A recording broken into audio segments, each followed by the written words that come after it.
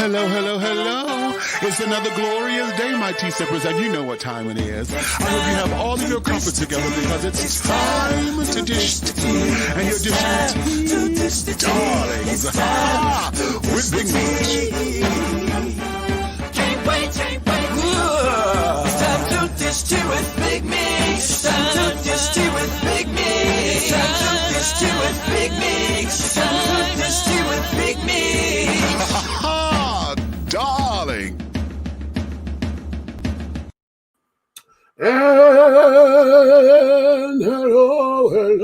hello.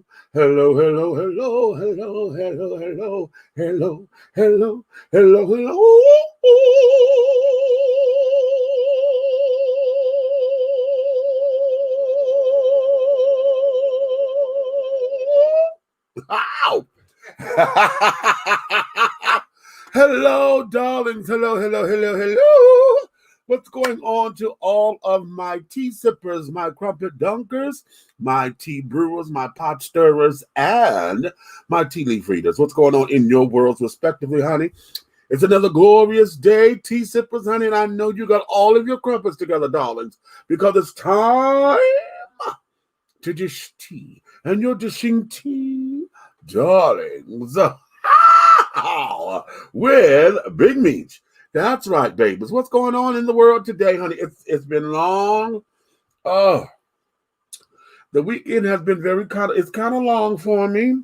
Very what productive is that the good word, darling? Productive. I had company. And so we're just trying to pull it all together and things of that nature. The donut factory, honey, has been calling and things of and all of those shenanigans. So this particular week coming, I'm on schedule Monday, Tuesday, and Wednesday. So Monday night we will not be doing show here. We're going to table that and then bring it Thursday. So we go Thursday, Friday, Saturday, Sunday this coming week. Okay.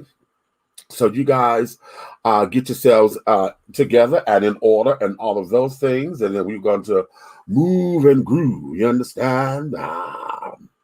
Having said all of that, I'm hoping and praying that you guys are getting yourselves together. Today is Sunday. So with Sunday, this is Soulful Sunday.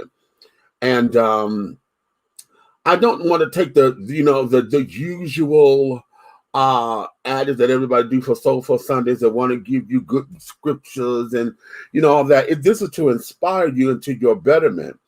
At the same time, I want to take this and we want to get to the soul of an issue and carry it on. You know what I'm saying? We want to dig deep, make you think, make you realize something, have a few epiphanies of carrying on and all of those shenanigans. Now listen here, we got some merchandise coming because I said epiphanies.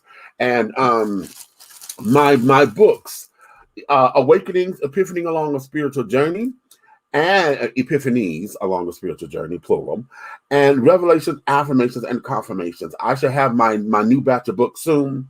So be checking all of my social listings, my social media platforms, because I would like for you guys to get your copies. And for those who buy both books, to commemorate the life and the body of work that Chadwick Boseman has given us and left behind. Many of you know, y'all seen the commercial where I have my oils, okay, my body fragrance oils that I create. Okay, these are all my creations. You're not going to find them anywhere else. And so for those who buy both copies of my book, I'm going to send you a bottle of my exclusive T'Challa oil. Okay, so when you do that, honey, you can all of that is going to be in the package deal. And then we're going to have other packages and carry it on because we're going to have body wash and shower gel and body lotion to go with each particular fragrance. So go to the website. Let me run the banner so you guys will know where to go to the website directly. And that there is dishingtea.com. Is it up here? Wait a minute, is the banner up here? Is the banner up here? Not the email address, but the banner for dishingtea.com. Okay, it's not. So I'm going to do this. I'm going to run this banner, my LinkedIn. Go to this, and all of my media platforms are there. The website and everything that you need is going to be right there. So go there, and we will get some things together. I got some new things in the works, and I'm going to give you a preview. I took this idea from my nephew. My nephew has his own, and I decided when I saw this to see if this would do kind of cutely. So, what y'all think? Huh? You like? Yay, yay, nay. Put it in the comment section. Okay. Put it down in the comment section. Yeah, stylish. Yeah. Dishing Tea Entertainment. Yeah.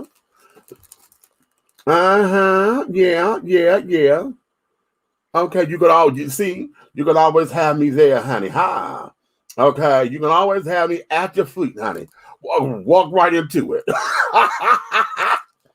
Okay, so with that, there is something to consider. Okay, so we have some things coming down the pipeline for you as far as merchandise and stuff. So when we get our store up and running, you will know because of my Dishing Tea, Atlanta Hot Radio, Aunt Nikki. We're going to have some things that we're going to want for our fans and stuff to encourage you to grab some merch, and be cute with us. Is that okay? Okay, is that all right with the children? Is that all right with the children? All right. Well, let's get into this. Wait a minute. Let me go to some of the comments because I see everybody's coming in saying hello. Roderick, hey baby, what's up? EJ, what's up, baby? Over there on the book, on the tube, rather. That's on YouTube. Okay. Zakia, she said, yeah, we do. Okay. Hey, Road, over there on the tube.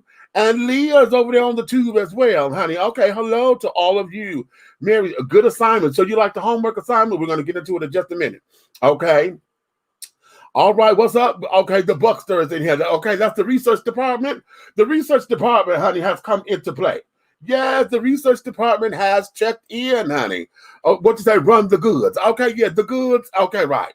Run the goods, darling. Yes. It's great. Okay, well, thank you, baby.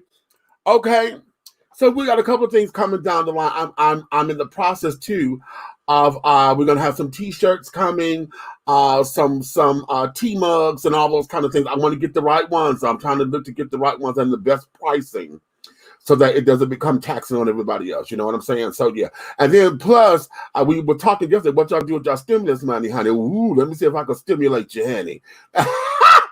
Let's see if I can stimulate you, baby. Okay, to get some merch and some swag over here with us. Okay. So now let's get into it. I'm waiting for my co-host. Aunt Nikki is back from Philly. Although the drive, honey, has done her in. She may not be able to come in tonight. We spoke today and carrying on. She may not come in tonight because she's exhausted. But she's back. So I told her you guys were looking at her and sent up your well wishes and I like to say your praise reports and all of that. Red is on another gig. They were on a breast cancer gig today that I was supposed to have gone to, but my day got caught up. And I'm running around playing Florence Nightingale and carrying on, and Mother Teresa, and then just Mama, okay? Just Mother, okay? Okay, M-U-T-H-A, Mother, okay? So I'm running around and things and had to take care of a couple of things, and I wasn't able to get out there. And then, too, when I was I had put in my mind to go, but I got caught up in the fucking traffic. I didn't know there was construction over here on 285. Child, listen. The highway ain't but 4 lanes at a certain spot. Okay, now they got all this expansion to carry on. So right in this particular section where I am, it's 4 lanes. Well, why are you gonna sit down there? The right lanes, child, is where everybody pass to get over, to get off, to get to their destinations. There are very few off ramps that are on the left. Why y'all on construction on the right 2 lanes, child? Everything is all backed up. Oh Lord, till I was stuck in traffic for a little piece of a minute. And y'all know when you're dealing with traffic, you just say, fuck it. I'm sick of it. Get me out this damn car. Because see, a couple of these bitches gonna make me, you know what I'm saying? And it doesn't require all that. So I know it was me. So I just got off the road. Okay. Okay. I just got off the goddamn road. Okay. So here's where it is. Now let's get all off into this because, darlings, this is going to be one of the ones that I think is going to send you over the rainbow and then back again. Okay. Let's see if we can go over the rainbow and find the pot of gold. Okay. I titled today's show, Do You Really Have a Soulmate? Do you really have a soulmate? Okay. Yes. Do you really have one? Okay. And what happens when you do, if you think you got one, that you think you may have more than one? Okay. What happens when you think you have a soulmate, but it's only platonic, but yet you want it to be more than that? Okay. What happens there? Yeah. Let's talk. Okay.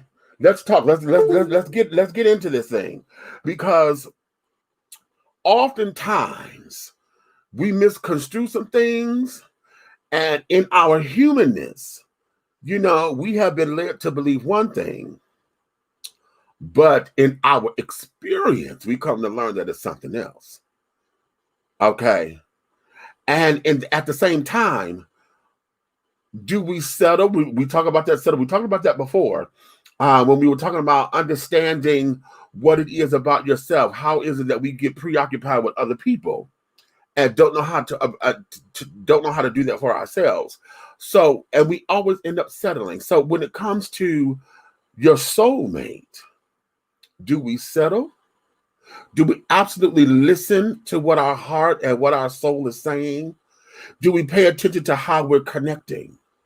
Do we pay attention, or do we override it because we're so busy hoping, wishing, dreaming, honey? Oh, I done prayed for my godsend, honey. Oh, the Lord done sent me a man. Oh, the Lord done sent me this. Okay. No, guys don't say that all the time. Straight guys don't. Those of y'all who are good, who are following Christian values, you may. But most of the time, fellas will be all in the space of, damn, this woman that came into my life and I know she the one. She banged her, she this, she that. We get into all that. Okay. But do we pay attention to what is being said? Do we pay attention to what our soul is saying? Do we pay attention to how love is shared and expressed? Do we pay attention to that? Do we believe that this is our soulmate, or are we so infatuated with the fact that how they make me feel, or how I want to do this, that, and the other? Okay. Do we do that? Is that what we look into when we talk about soulmates? And what defines soulmate? What defines that for you? What is your definition? Put that in the comments, honey. What is your definition of a soulmate? Because, La Trope is in the building. Carla Johnson, Miss Thing, how are you, sweetheart? And I love that soulmates come to teach you lessons. Oh, that's real good. Real good. I say La Trope because this here is high school friend of mine. She's a supermodel, honey, for us, because this young lady, honey, was once the cover model for the TCB Perm. Yes, on the box, baby. With the bob. This is my, hey, La Trope. That was the name of our drama class in high school, our acting troupe. Okay. Roger, what you say? We don't pay attention to it, but should. Okay. Tracy, I pay attention to my soul and trust my gut says now more than ever. Okay. Okay. Now, one of the things that we have all come to accept, or no, I don't even know if we accept it. I think what it is that it is just regurgitated teachings. My great grandmama taught my grandmama taught my mama taught my sisters and me, and this. Well, I'm the first boy, so my mama taught me. Those kind of things, and so we end up basically regurgitating what the lesson is, and then as we go through life, we start to then understand and experience the lesson, and then we have to redefine it because we learned that it's not what we were taught. Ha ha ha! Oh, how about that one? Okay. Oftentimes we have been told that our soulmate is that person, and usually we say it's one person that is supposed to be the one that understands you, that gets you, that y'all connect on every level, and this is the person that's supposed to navigate with you through life and things of that nature. You know, they're there, and they're the ones that God has put on the earth to be like your humanly angel. Okay, this is the one that God has said that you're going to, you know, your life on this planet with this particular person is supposed to be the cat's meow. Okay, you know, all that and a bag of chips and a little, you know, some Planters peanuts plus the Diet Coke and a damn Mr. Softy ice cream cone, you know, dipped in chocolate. Okay. You know what I'm saying? So oftentimes we believe that, but the question is, how many of y'all have found out that oftentimes we are blessed with more than one soulmate? Huh? Have you found that out? Okay, have you found that out? Okay, have you found that? Okay, now let's go here. Okay, let's go here. Let's go here. Okay, hey, my love. Okay, yeah, we rocked. Okay, we did rock, girl. Ha. Okay. Eric says, my definition of soulmate is someone who is truly equally yoked to you, and not just in mindset, but in spirit. One who you find gets you on several different levels, not necessarily one who thinks like you or are in totally agreement with. Okay, cool. But you can have many soulmates. Come on, caller. Okay, because that's the thing. I think you can have one soulmate, more than one soulmate, absolutely. Okay, and here's the thing. Oftentimes, and I'm going to go out and I'm going to say this because I have found that soulmates are just that, soul mate. Okay, and oftentimes it's because the soul agrees. See, one of the things that we have to learn is spirit identifies spirit. Okay, y'all hear from the teachings of wait a minute, The Secret and those kind of things, that like attracts like, right? Well, that's a soul mate. Okay, it's a mate. They come together and they mate to understand one another. They mate, you know, to come together to unify. And there's strength in numbers. I like that. I like that. A twin flame. Ha! Yes, a twin flame. Come on. It's one for you. Okay. I like that. A twin flame. You better say that. Okay, Ro, what you say, baby? Just like you can be in love with two people. How about that? Now, see, here's the thing. Because oftentimes, many of us we always are in love with more than one person. The thing of it is this. Okay. We end up in love, but we misconstrue the type of love. I say in my book, Awakenings, Epiphanies Along a Spiritual Journey, shameless plug. Okay. I ask the question, in what love do you operate? Because most people think that they operate in agape love. That there is spiritual unconditional love that regardless of what's going on, no matter what the things look like, no matter what is happening in this world or on this side of creation, we will love this person through it. We will get upset and carry on, but our love for them will not go anywhere. Okay.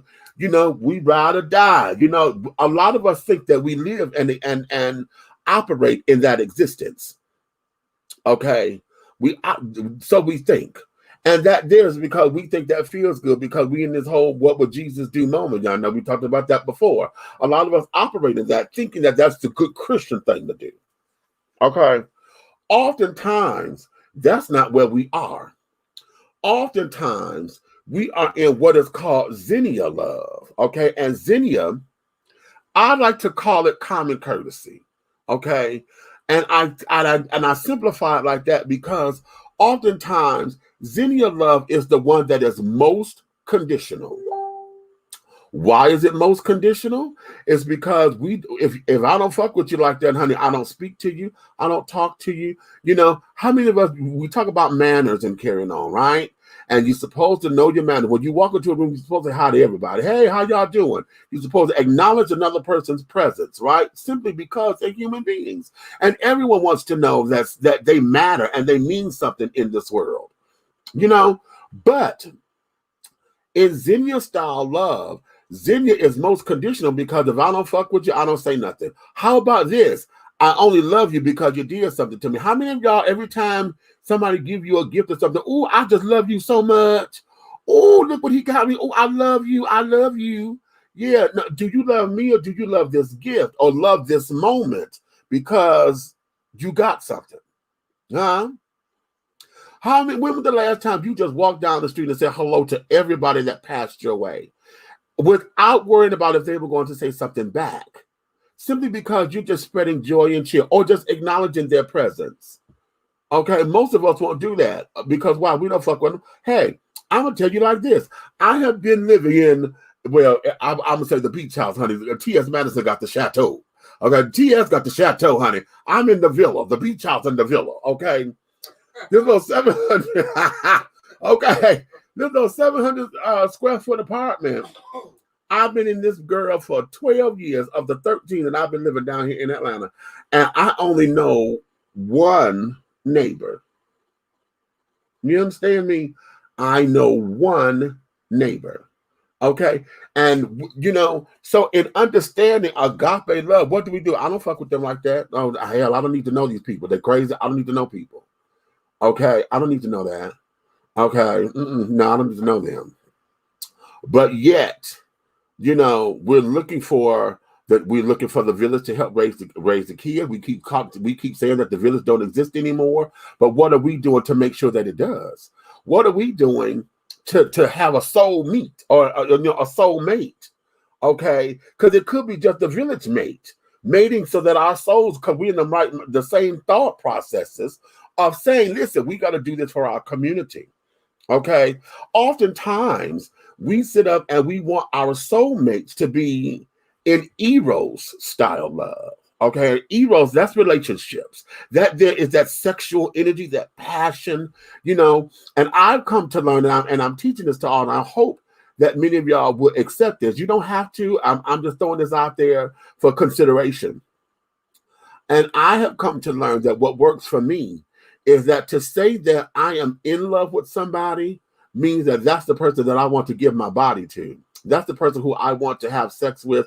I want to share intimacy on a level that I won't share with my brothers and my sisters, okay, or my good Judy friends or whatever. You know what I'm saying? Because that love is different. I have that. I am compassionate with my family, but I'm passionate over here. Okay, with somebody who gets my loins. What Eddie Murphy saying, coming to America, I need someone to stimulate more of my intellect as well as my loins. Okay, how about that? Okay, and I have come to accept that to say that I am in love with somebody means that that's the person that I want to give that to. You understand? Okay. And that's when we talk about relationships, because we ain't gonna talk about, honey, I'm just giving it up just to be giving it, being a whoremonger. Okay. Going around here, honey, doing the serious things, okay? The seriousness of debauchery. Okay. Okay. So in that, when we talk about soulmates or whatever, that there comes to mind. Let me go to the comments, honey, because y'all blowing it up. Good. Let's get this thing going, child. Let's get it going, baby. Contractual agreements. Come on, Carla. Contractual agreements. Okay. Contractual agreements. Okay, I love that. What you plug it, baby? Okay. It's my show. I can't do nothing but. Okay. Can I run my own commercial? Okay.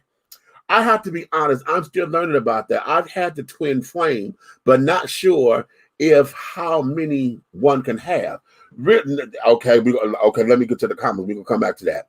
We're going to come back to that. Yet we all make agreements to teach on this journey. Come on now, Carla. Girl. Hey, Meech, I've been blessed with a mate twice.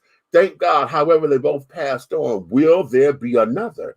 Come on now. Now, I don't necessarily have the answer to that question, honey. However, all I'm going to say is be open to it. Because oftentimes we think that because we lost one, or we thought we lost the one that was the one, that it's over and it's done with, And then also in the grieving process, we have to learn how to release, because oftentimes in the grieving process, we don't give ourselves permission to release, to move on, because that person, whether it's a family member, a loved one, a wife, significant other, husband, significant other, okay, whoever that person is that has made transition and gone to the next expression of life, and we don't know what that is. I'm gonna call it spirit, because just like in Star Trek, I wish Star Trek did this for me, and I love how they do this and make this so that way. Y'all know the character of Deep Space Nine, when we got introduced to the character Dax. Dax was a symbiont, right? Or we could say spirit. And every time it was time to move on, Dax had to then, they prepared to put Dax in another host. And it was Curzon Dax when he was male, then Judea Dax when she was female, and this another. But the symbiont, one of the things about that, the symbiont was able to hold on to all of the memories of in the previous life or in the previous host. That there helped me to understand so much about what we claim is a spiritual experience, and how when we transition, we just go into another expression of what life is. Now, ain't nobody came back to tell us what it is yet. Okay, so either one of two things. Either it's so good they don't want to come back, because they waiting on us and because they don't want to spoil it, or two, it ain't what we thought it was, honey, and hell, they don't want to come back to spoil the sadness. Whatever it is. The next expression of life is what that is. So we have to be willing to let them go on, because we're still in this expression. And as long as we have breath on this side of the creation, any and everything is possible that we supposed to experience. The question is, are you open to it?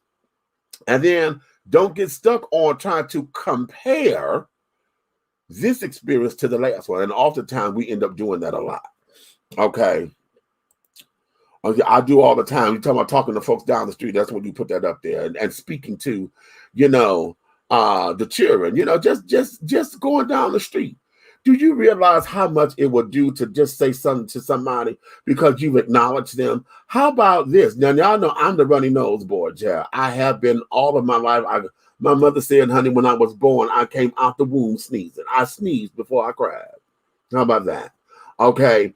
And so, because of that, there are moments, honey, I keep, tissues, the little tissues. I keep those in my purse, in my suitcase, in my bag or whatever, because sometimes, y'all see me scrambling. Sometimes folks may not have tissue, and homeless children, we don't care for the homeless. How many of y'all would bypass them and say, get a job and this, that, and other, or demean and degrade them and carry on? Okay. Simply because, and then you want to say that you operate in agape love. Okay. And all they needed, okay, you may not give them money because that might not be on your heart, but you see they got a runny nose. You can give them a tissue or a Kleenex, piece of paper towel or something. Okay. How many times would you weren't going to eat that? You took the takeout home. You wasn't going to finish that. It's going to sit in the refrigerator. Then you're going to end up throwing it out because you ain't going to get. How come you didn't give that away? You're hungry, or you could assume that he's hungry, or she. Okay. So, yeah. So when we talk about, do we really have soulmates? There are times where it is a connection that is made at that moment. Sometimes the mating may be just in that moment.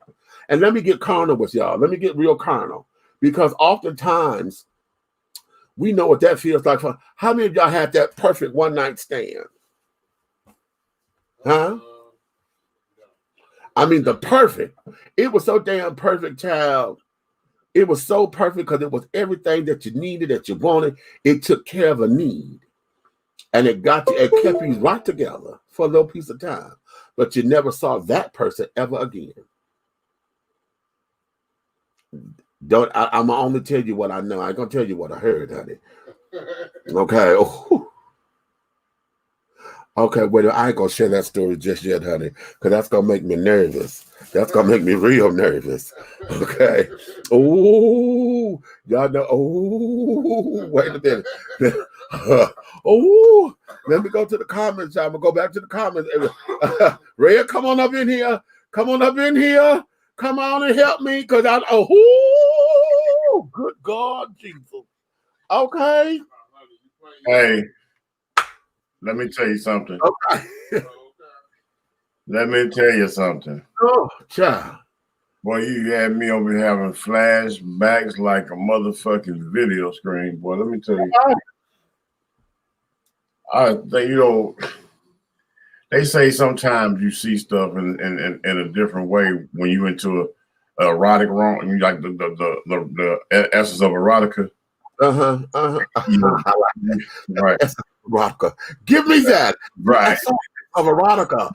Right. Yeah. Yeah.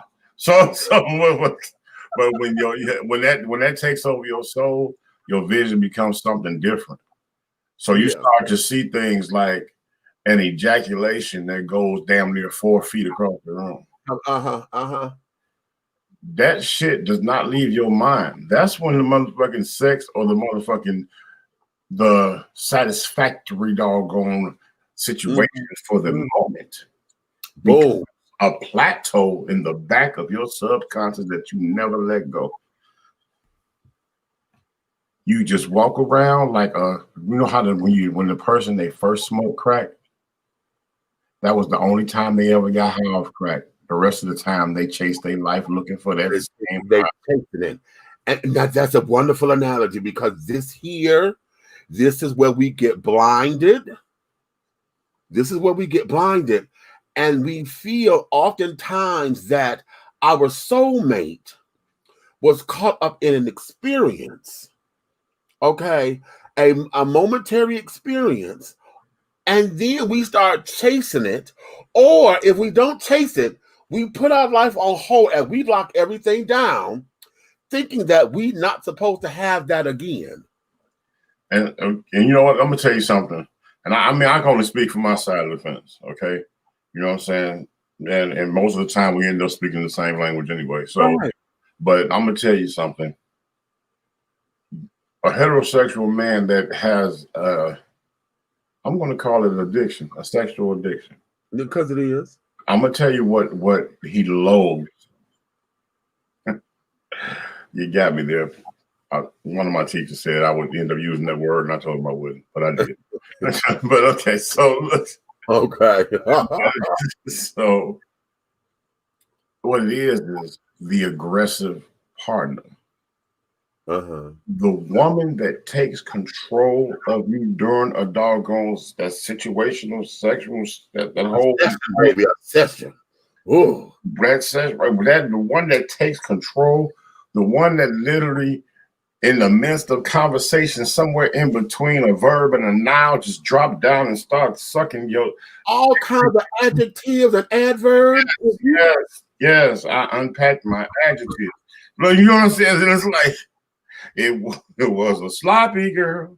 Sloppy girl. Started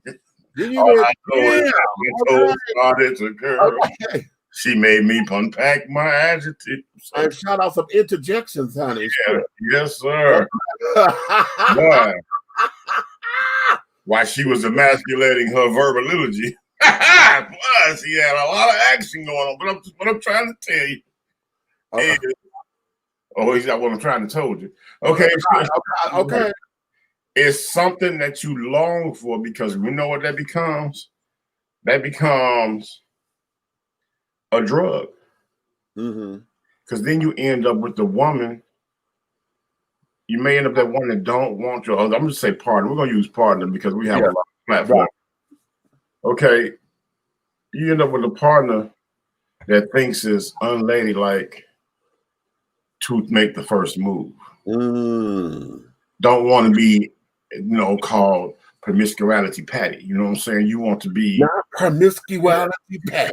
You don't want to be called that. Promiscuity Patty. You know what? That's a banner. Hold on. I'm gonna write that on the bottom. No, ma'am, no, sir. Wait a minute. Wait a minute. He said, no, I'm not gonna say promise. He said promiscuity. Exactly. Promiscuity. Yeah, per section. Yeah. Okay. Okay. Yeah. Promiscuity. Per session. Right. Okay. Look. No. We. Okay. Well, he done took himself out the damn screen. He done took himself out the screen. The chin. Okay. He done took himself out the screen. I'm not. I am not. I am not. I am not. Wait a minute. I'm gonna go here. I'm coming.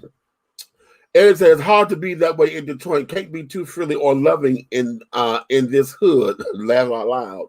And Carla say, "Yep, okay." But here's the thing: that there comes with discernment, honey, and carrying on. We all know what that is because oftentimes folks are not. They're not. Folks don't know it. They have not been introduced to it. Okay, and if they have, it's been done in a shady way to where we've been conditioned to think that because you said something, somebody wants something in return. Okay. Miss Johnson. Miss Johnson. What Miss Johnson? Who, Carla? What Miss Johnson? Oh yeah. Carla Johnson. Hello, John. Hey, Miss Johnson. Look. Remember I told y'all from my high school days. We had a model. She was on the TCB box with the girl with the right. Yeah, that's her. Hey, Miss Johnson. Yeah, that's her. I love pointing it out because Cody High School, Detroit, Michigan, honey. We have and especially in my class, we had Nikki Gilbert was not the only success story. Okay, yeah, and that's I meant to tell you that before off the record that you and I share that as a historical fact. Because my high school, it put out Nick Anderson for the NBA. His name was Bruce Williams with the Buffalo Bills. We had like two in Major League Baseball players went to right. Isn't that crazy? It was like all of them came from my class. Right. See, right. That was, yeah. So yeah, when you was telling me this, different stories and stuff, and I was like, damn, I said that sounds like the whole. I think, like I said, that's their cloth. Okay. But back to the Miss Patty. Yeah. Look. Okay. Not a whoremonger. Yes, I said a whoremonger. Whoremonger. He spelled it right with a W. Look. Yeah, but like I'm saying though, that right there, it ruins relationships too, because you'll get into a relationship based off another factor, and then when intimacy comes about, you start to get bored because you're always the one initiating it. And then you get to that point of insecurity. Somebody can build an insecure spirit within you because you start to wonder, like, well, damn, do they want me too? Why do I always have to be the one to do, you know what I'm saying, to hit the button? Why can't I wake up to a blowjob? You know what I'm saying? So those type of things right there will ruin relationships. Because really subconsciously, you're looking for that soulmate that you had that one time. Because I'm gonna be honest with you. Matter of fact, I'm just gonna share. All right, let me check. He said, I'm going to share, but go ahead. I'm gonna let you take the camera. Let me go get my almond milk. Ain't that a bitch? You went to the store. So honestly, I'll tell you like this. There's been situations where you don't have a high expectation of the activity during an intimate doggone situation or an encounter, shall we say. And I've been in situations where the motions and the things that go down within it becomes surprising. Like right in the midst of it, they'll do some stuff that you wouldn't expect to see unless you were watching Triple X, Bang Brothers, Pornhub, or something like that. And you're actually a character within what's going on. And it takes you into a mind-blowing freeze. I mean, it could be anything, you know what I'm saying? If you're speaking from a heterosexual point of view, I'm gonna be honest with you. You could be in a doggy style position and you dealing with the doggone female, boom, boom, and she loving it and enjoying it, and she's orgasmically crazy, and she reaches around and pulls it out, and then she plugs in the other hole and say, fuck me in my ass, and you like, and you oblige. You know what I'm saying? Not only are you turned on, you are blown mentally of how open this doggone partner is in a sexual encounter. And this doggone takes you just somewhere else. But then guess what? That little piece of film in your life sits in your subconscious. And then all of a sudden, if it's something that was so wonderful that you never wanted to forget it, like that drug, you're going to chase it the rest of your life. And you may not initially chase it when you're doggone having relationships or getting into situations or partnerships. You won't initially chase it, but eventually, even if it's just to spice up what you all have came, you know what I'm saying? How can I say what you all have came used to doing, and you might want to take it to another level. And now you have no way of explaining to this person of like, hey, let's goddamn, hey, let's play with no rules. And it's kind of hard because some people get offended. Some people doggone, they play the icky card, which the icky card I think is all the doggone. It's a piece of farce bullshit that people carry around, because the woman that says that you ask for her, if you got a woman that says she ain't never giving no head, and she go, ooh, I'm not doing that. I don't know. Oh, no, my God. No, you didn't ask me that. And then you all fall out and have this major fight, and y'all break up and everything. And then here come the new guy along. He buy her drinks, dinner. He doggone take her and get her a dress. And then the first time they go on the doggone trip and they got to spend the night together, she initiates the blowjob. How about that? Interesting. Ain't that a bitch? Interesting, honey. Why do they do that? And even men do it. My man walk around talking about what he won't eat. But then as soon as he doggone mess up what he got, that's soulmate, he won't even realize it. But along come doggone a biscuit patty. Listen, now listen. He going ahead. Carla said earlier that soulmates are here to teach us lessons. Okay. Soulmates are here to teach us lessons.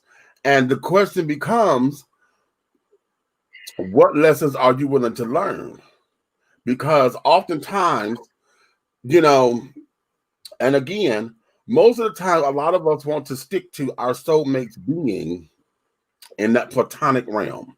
I mean, in the sexual realm. Okay. But what if your soulmate? Okay, now I'm finna get at your ass. You ready? What if your soulmate happens to be? Well, I don't care if you're heterosexual or homosexual. What if your soulmate happens to be somebody of the same sex that is teaching you something about life that you have never experienced or learned? Exactly. It does not have. It does not have to. Oh my Jesus! It does not have to be intimate. Right. Hold on, that's me. I know, but it does make me think to turn mine off. Huh? Okay. Oh Lord, how do you do this? Oh, right. Mute me up. Okay. All right. Well, just like in Philly, neither. Oh, y'all can't be loving in Philly no more. Ha ha. Yeah, Philly and Detroit are you know, Philly, Detroit, Chicago. Y'all know chocolate cities, honey. We have a similar problem with that, you know. Okay. Oh, I got a New York over here. Okay. Twin flame at Tracy. So your third eye opened? Ah, okay. Okay, Carla said, yeah. Okay, what is this? I just finished talking about this 5 minutes ago. Really? We are energy. Okay. Thanks, Meets. Bless you, bro. Peace. Okay, you're welcome, baby. Okay, hopefully that helps. At Meets. So what about people dating to practice that relationship? One might experience love and the other that doesn't wouldn't because of life goals. Well, here's the thing. Are you dating or are you looking for a relationship? Because oftentimes folks don't know how to date. Okay. again, I also say this in the first book, Awakenings, Epiphanies Along a Spiritual Journey, that the ideas and the art forms of intimacy and courtship are lost because we do not know how to date anymore. Look, on my side of the tracks, child, the alphabet children, to say the word date is synonymous saying I'm going to have a sexual encounter tonight. Okay. Ooh. Okay. Okay. Oh, I got a date, and automatically we think that you finna ready to go get your piece. Okay. But you know what? Let me when the last time you said I'm going out on a date tonight, and all you had was reservations for a meal and an intimate place to have an after dinner drink and intimate conversation. I know. The end. That and see, people don't do that anymore. You know what I'm saying? So, EJ, to your question, as far as the people dating to practice at relationships, that's what the dating process is all about. The dating process is for socialization. The dating process is to see how we move it's moment by moment. But what we do, we go up in here with a laundry list of questions, and we got our list of how they match up on the first date. Well, of course, you're not going to know anything about that because shit, I'm coming as my best, hopefully. Okay. I'm going to shower. I'm going to shave. I'm going to make sure that I got, ain't got no little hairy patches, no peach fuzz or whatever. First dates are sales process. Hello. That's exactly what they are. If you are there to make sure that you are available, then you are on sale. Right. And you're not going right. And you're going to give every subscription that every description of what is expected of a good man or a good woman. Or a good part, you know what I'm saying? You're not gonna sit up there and say, well, shit, I'm a lazy bitch on Saturday, and I pretty much let the dishes pile up to Monday. You're not gonna say that. Okay, right. Wait, but I like what you just said then, as far as being on sale. Okay.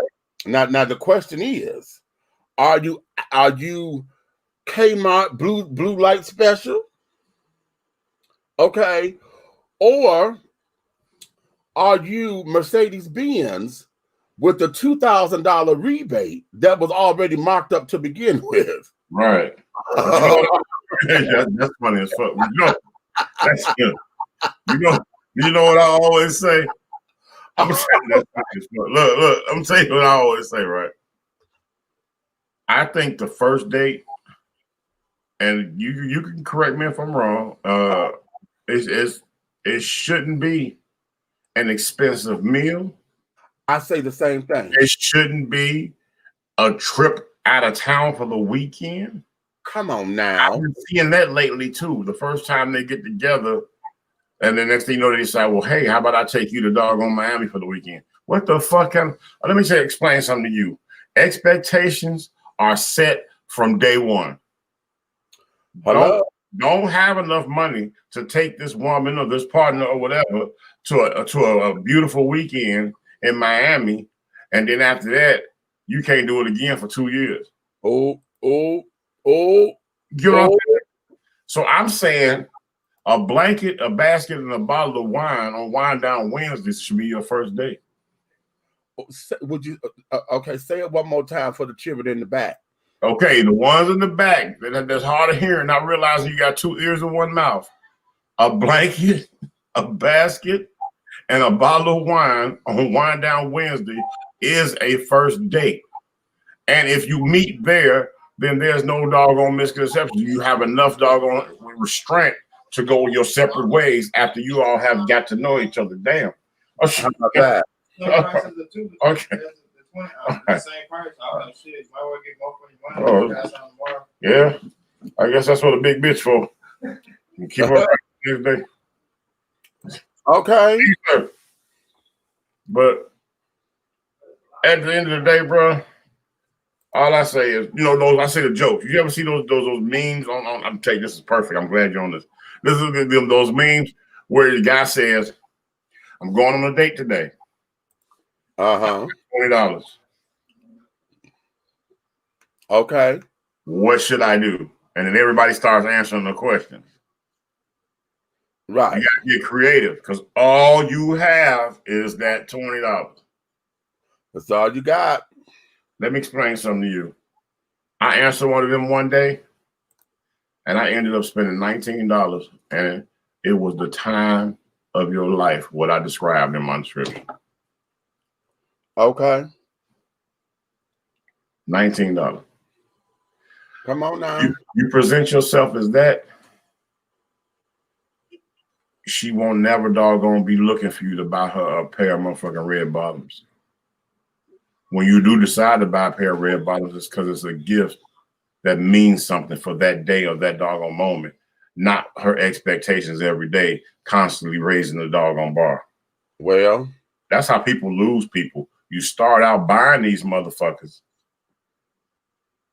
and then when you can't buy them no more, they gone. And how about that? I'm trying to tell y'all, first dates, $20 or less. How about that? Because it's really not about what you spend. It can be about the ambiance and where you're going, but most of the most beautiful ambiances in the world are God-given, and it don't cost you nothing to enjoy them. Ain't that what Ashford Simpson say? It don't cost you nothing, honey. Don't cost you nothing. Don't cost you nothing, honey. You can bask in the sunshine of a doggone beach, walking down with the water and the waves going right while the sun going down, and that'll be the most beautiful moment in their life. Okay, how about that? Okay. Hey. Eric, what's happening? We all have one of those skeleton bones in the closet. What's up, Big Red? My mellow. What's the business, bro? What it do? I never look down on a homeless person and often think we are just a paycheck away ourselves. Often I want to know their stories and wish that I could help each one. Okay, interesting. Okay. You know, on top of what Tracy just said, you know, sometimes they can help you. Of course. Some of them are scholars. Oh, darling. It is sad what corporate America can do to the mind that a person is carrying this type of knowledge around. Millionaire knowledge. And they're homeless. Okay. Based on our government and our society and our corporations and the powers that be. That shouldn't be. Okay. I'm with you, brother. In the movie The Matrix, it was said that love is a word.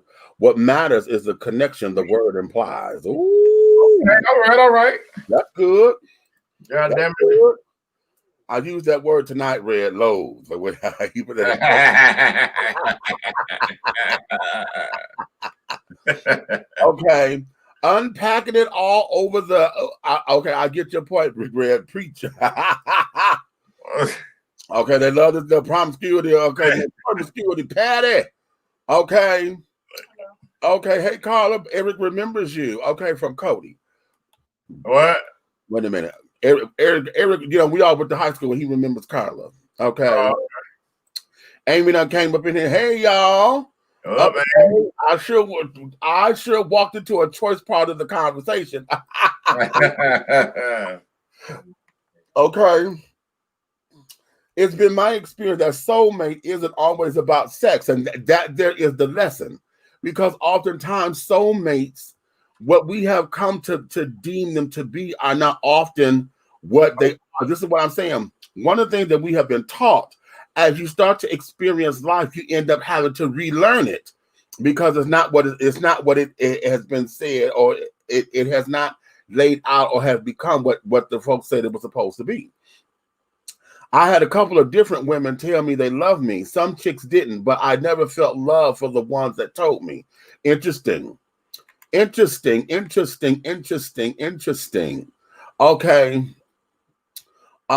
That's very interesting, EJ, because oftentimes, see, folks, this, you know, again, in what love do you operate? Because oftentimes folks will say, I love you. Oh, I love you. I love you. Just so that it makes you feel good. And then it becomes a ploy. It becomes, you know, that reeling in. I'm going to throw my fish line out here to see what I can get. What's going to come back? If I'm going to catch a fish or I'm going to get seaweed. Okay. What's going to hook on? Oh, you might end up getting an old shoe. Okay. And that there is where it is. So oftentimes it's not matched anyway, you know. So and when we're looking for soulmates, the whole idea, I think that the active word of it is the verb mate. Okay, now mate could be a noun and it could be a verb. Okay, because we all know that mate as a noun is a person. Okay, but in the verb is an action, because mating is an action of coming together. Okay, to mate. Okay, that's an action. So if you didn't feel it, honey, it's because y'all wasn't together anyway. Okay, say that is Meech. Love y'all perspective on this thing. Well, thank you, darling. Okay, I agree, Red. I agree. Okay, hey y'all, just made it on. Been home from work, and my mom was talking my ear off about Bunker Boy. A child. Okay, yeah. Good evening, good evening, good evening. Okay. Okay, Yes. Hello, Leia. Missing one hot one so far. Soulmates is our subject. Well, thank you. See, Red is on the roll tonight. Okay, now listen. Here's something that I want y'all to consider as well. Because again, I'm going to go to the part of what if you have more than one? And in this life, you're going to find out that you do. Okay, because now here's the thing.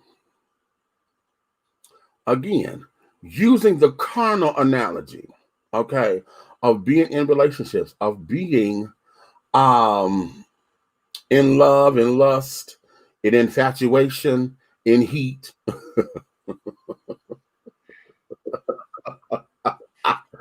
Okay.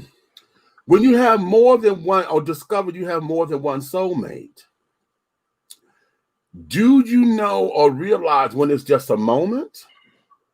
Or if this here is just in this particular area? Because oftentimes, y'all know when we talk about animalistic attraction, and when y'all get into each other's space, it's just something about this person. I just can't keep my hands off of them or whatever. It's electrifying. But that's the only thing that y'all have in common. That's the only thing that makes y'all move. That's the only thing that keeps it that way. And again, we have not been told that that too is a soulmate, and yet a physical mate as well. But oftentimes the chemistry there is what is the connection. But what you have in common is the fact that, hell, that's why we got fuck buddies and side chicks and side pieces and friends with benefits and carrying on. Why? Because that energy is there. That energy says that we connect on a level that don't nobody else get. How many? Okay, now we're gonna stay carnal. I'm gonna stay carnal with you. How many of y'all got in your little black book, honey, when you were sitting up there writing the stars down, who had the best this and who had the best that? You know who to call when you was gonna get one in, honey. Okay. How many of y'all, you know your star system, honey? Okay, or your system. Why? Because it wasn't just about the experience of having great sex, it was how y'all came together. Okay, now, oftentimes, because we have been told that a soulmate is the husband or the marrying material, okay, we dismiss all of that by thinking, oh, I'm just caught up. Okay, and then on top of it, when we don't know how to control it, that's where addiction comes into play, because then we get to misconstruing things. You start to misconstrue a good time from what is really the connection here. Okay, because then what I like to call the hunt for Red October, that's when you start going out and losing your damn mind, because now you're on the chase. You are chasing, and you're no longer the hunter. You become the game, honey. You become the game. Okay, and then we don't realize soulmates because we're so busy getting caught up in the game to where you forget what the hell the goal was to begin with, and you miss your blessings. You miss the right people. But see, I fault everyone on every side of the fence for that. Okay, I get that. I'm gonna tell you why. I'm gonna tell you why. And I'm sorry. A lot of times, it's a lot of women more guilty of this than men. But I'm gonna tell you. I'm gonna tell you what my problem is don't be superhead and promiscuity patty to get a nigga and then turn into motherfucking goddamn boring Betty once you got her. You know what? Not old boring Betty. Right. You feel what I'm saying? Don't do that shit because the first thing you want to do is, oh my God, he cheated on me. He's such a fucking dog. No, bitch. You baited him. Did you? Okay, see, okay, then we're going to talk about the baits. Oh, you want to go there with the baits? Okay, we could put masturbate up in there too. Yeah. Okay. You baited him, bitch. Okay, you baited him, and then you motherfucker want to go acting fucking shady. Okay, well, bitch, guess what? He got with you because you was top shelf to him, and you was Publix, and you was handing out motherfucking corner store products. When we asked didn't want to hand out corner store products no more, he went to Kroger. Okay. So, no pun intended, you know what I'm saying? Okay, that's a lovely analogy, though, because see, Publix, Whole Foods, Trader Joe's, child, you done went down to those places. I like Trader Joe's. Trader Joe's got to fit the description. Trader Joe's, honey. But then you want to sit down there and give them, you know, Kroger brand. Remember the no brand that came in the black and white boxes with the white boxes with the black letter and the red stripes. There was no brand. Cookie. Right. Right. Okay. Just so. There was no brand. It was generic. Oh, wait a minute. Tracy said the bait and switch. The bait and motherfucking switch. That's what it is. Okay. Okay. So see, when it's there, and oftentimes, and I want to stay here in the carnal department because I want to tie it back to everything else, because the way how this lesson is taught about soulmates is always taught in the carnal areas. Okay. And the reason why it's taught there, because oftentimes the way how this world is set up, we are in a Christian nation, okay, and things of that nature. Everybody is expecting for us to be this monolithic, you know, set of rules or whatever. And when folks don't fit in those boxes or in those parameters, then we get to looking. So now when we talk about soulmates and carrying on, and somebody say, oh no, well, I see that differently, it becomes, oh my God, you're a whoremonger, you're a slut. Right. Okay. You disrespecting the vows of marriage, because how many of us turn a nose up because we don't understand polyamory? Okay.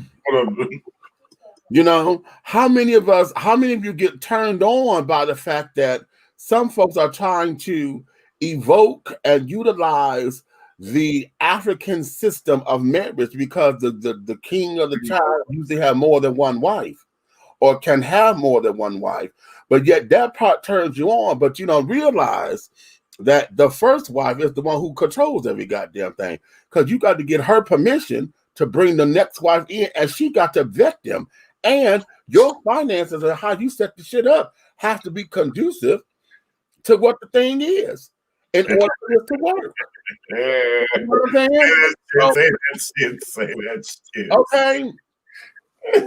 So you sit up here thinking that you're going to have your damn harem and shit, okay, and be long dong silver slinging dick every goddamn way, or because you got it like that, but don't want to follow the damn rules. And then you done adulterated something that became something that was very beautiful in its conception. You understand? Because they were building a village. Here was something that was like, okay, this is how we're going to raise our family. And then they built their own village. You see? But we're not looking at it from that particular point, and we're not looking at it from the fact of how healthier relationships develop out of that. Because the sister wives, honey, you know, we always run and say women can't do nothing together and blah blah blah blah blah. Women hate on women, but over here, that's an American. I'm gonna say it, it's an Americanized concept, because women fighting, scratching, and carrying on to this, that, and the other. They haven't learned how that particular concept works when they were trying to introduce it. You got jealousies, you got idiosyncrasies that come into play, and then nobody is willing to learn what the hell you done got yourself into. You ready to run. Right. You want a neck roll. Okay. And then, and I'm going to say this. I'm going to say it. Y'all going to get mad, but I'm going to say it. Say that shit. This is when you get mad because folks start getting outside of the race. Okay. They go outside of the race. Because a white woman or an Asian woman a little bit more docile and they're a little bit more receptive of this kind of lifestyle or whatever the case may be. Obedient? Come on, say it. You know, you want to use that word, obedient? Okay. Obedient. Okay. Which, you know, it becomes these things. So when we talk about the idea of soulmate, okay, what does that mean? You know, we have to look at it. We have to break it down. Let me go to some of the comments, okay? Because I'm finna to bring in a twist up in here in just a second. I'm finna bring a twist. I'm about to bring a twist up in here, baby. Baby. Okay, Rose, what you say? You fall in love with how they treat you, not what they can buy you. But Rose, sometimes, but you know, we say that. But you know, in this particular world that we live in, that's the other way around. And women are taught that. Mm-hmm. Women are taught that a man is supposed to, a man got to. You don't let no man do this unless he do. Girl, you better keep the hell. That's in the Medea pay. You lock it down, clink, clink. Clink, clink. Okay, that there, your JJ, honey, is everything, honey. The power of the bouquet. That there, women are taught that about the hell. Steve Harvey even put that in the damn book. Okay, about the 90-day rule, honey. You don't just give him the goods or whatever. You make him earn it. Now, I do believe in making them earn it, but at the same time, these are concepts that women are taught because a man ain't taught that. A man is only told you're supposed to wait till marriage, but he's also said don't burn in your lust. And then you get his daddy or his uncle or the cool dude on the block to take him to a goddamn prostitute so he can get his nuts off. Okay, simply because he's a man. There is no put that on lockdown and wait until you sit down and we don't get that. Women are taught that.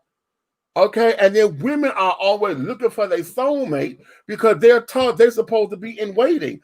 Okay, traditional values teaches that a woman is not supposed to look for a husband. She's supposed to be found. So a woman, anytime she go out scouting or whatever, she always got her pen and paper because she's taking notes, but she's not supposed to be on the prowl. She's supposed to be the game. Find me that version today, and I will call her mannequin. Wait a minute. The princess, she said, what? Man, I might need a drink for this. There's some deep stuff to think about. And I with hashtag and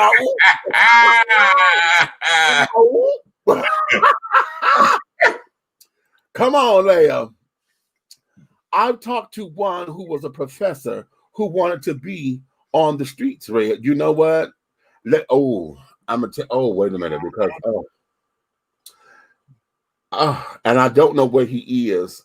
Over at my job, we called him Homeless Joe. Uh-huh. Okay, now when I first started working there, I didn't know he was homeless or not because I saw him working the parking lot, right? And he was, because it was the parking lot for the Fox Theater. I saw him out there and I just thought he was working a lot, you know. He had been doing that for years, and I never knew that, but I thought he was there. And then I come to know who he was, and yeah, he out there and things, but that's what he chose to do, okay? And when he would get too bad or whatever, he'd go, because he had children, and he would go to the hospital, get himself together, he'd go to his daughter's house or whatever, get cleaned up and this, that, and the other. And then when he was ready to come back out to do his thing, he was back out there. I was like, Joe, where you been? Oh, you know, it was just time for me to go on and I had to go clean it up a little bit and things. And I said, You know, I always make sure I had extra food or whatever, and I would give him something to eat. And he never asked me for money. but I always knew he was hungry because I would look at him when he's out there on the thing. You know when they hungry, okay? Because it's just you feel that. So I would give him something to eat and carrying on, and he was always pleasant. But he said something to me one morning, baby, that sit down there and slapped me in my motherfucking face 3 times before I knew it. Okay? And the last time it hit, it went to my gut. And you know how you get that feeling when you feel like your stomach just bounced in your feet? Mm. He sat down here and he woke up. I was coming and said, hey, Joe, what's going on? He said, I am wonderful. I said, yeah. He said, man, look at this. He said, I'm out here. He said, I could look at all the pretty cars. I could choose any car I want to choose. He said, I got food when I want to have food. He said, the sun is shining on me, and carried on. He said, and the people even give me money to watch these pretty cars. He says, I got money in my pocket. He said, I'm doing great. And I ain't got to worry about nothing because he said, when I want a roof over my head, I can go over here and I can sit up under here and I got someplace to go. I'm good. When he said that to me, I was just having a bad day at work. Because you know, one of them damn days, it was like, you know, well, fuck this, you know, blah, blah, blah, blah, blah. And then I got to looking at, oh my God, you know, hell, I'm not making the money I should be making, blah, blah, blah, blah, blah. And that motherfucker slapped me in my face with that. I said, there is no way on God's green continent that I should ever let a complaint come out of my mouth. This man is out here happy because of his surroundings. When he said I got any car I want, and just did like that, and we're talking about all the cars he was watching in the parking lot. I said, you know what, bitch? If you don't get your shit together, I tell people all the time, somebody is having a way more terrible day, week, or month, or year than you. Right. Okay. You complain and whine all the fucking time, and your shit is peanuts compared to what somebody else is going through. How about that? Okay. Tracy said, men are guilty of it too, Red. Yeah, I agree. I said that when I spoke on it. I said everybody. Okay. I spoke across the board. Okay. Leah said, that thing about multiple soulmates got me thinking a lot. Okay, let's do it. I like Trader Joe's. It's healthy. Okay. It's healthy and tasty. Tracy, you in timeout. Trace, wait a minute. Is it Trader Joe's? Yeah. Or is Joe the trade, honey?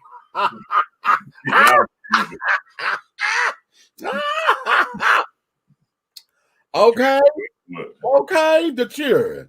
Okay, something else African. Some women marry each other in order to retain their land, but share no romance between them. Now that I did not know. Thank you for that. Well, damn. Thank you for that. I did not know that, Amy. You understand now how to retain the land. Ain't that a bit? What I say about that village, what I say, okay, you better come on. You better come on. I get somebody, research department, put a link up there so the kids could go read that for themselves. Put a link up here. Okay. That's the first time I heard that too, Leah. She said, interesting. Okay. Say it means because they're open-minded. Right, exactly. Okay. Mm-hmm. Absolutely means women are programmed that way. It's true. Okay, Leah, I'll try to find the article where I read that. Okay, cool. Okay, yeah, come on. The research department to put up. Oh, did you put up in here? Wait a minute. He looked at all the positives. Okay. Okay. Mm-hmm. Is this the link? Tanzania women marriage. Oh, that's the link. Yeah. Oh, okay, that's the link. Go read it, children. See, this is what I'm saying. Yeah, see, don't you just see? We just some real tea up in here, baby. See, yeah, don't just take my word for it, honey. Go do the research. Go do the research. Go do the research, honey. Study to show thyself approved. Okay. When love is based on material things, you lose everything. That potential life is gone. That potential life is gone because you can't buy them stuff anymore. Come on. Okay, come on.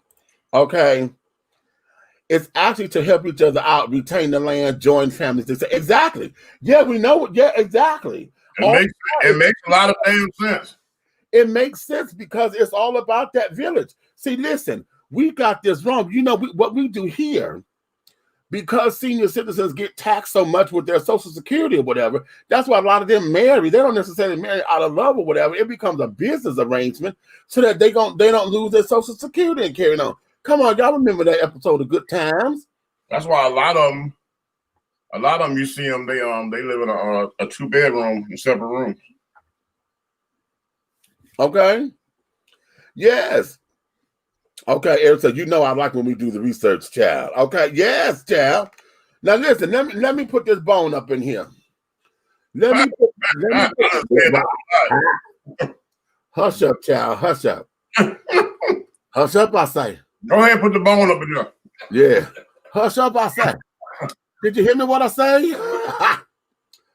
Listen, let me do this up in here because see, here's another one of those soulmate things that I'm going to put this down as a subcategory, but I'm gonna put it in the soulmate thing because y'all know I cannot stand the term metrosexual. What the fuck is that? Okay. A nigga that can dress?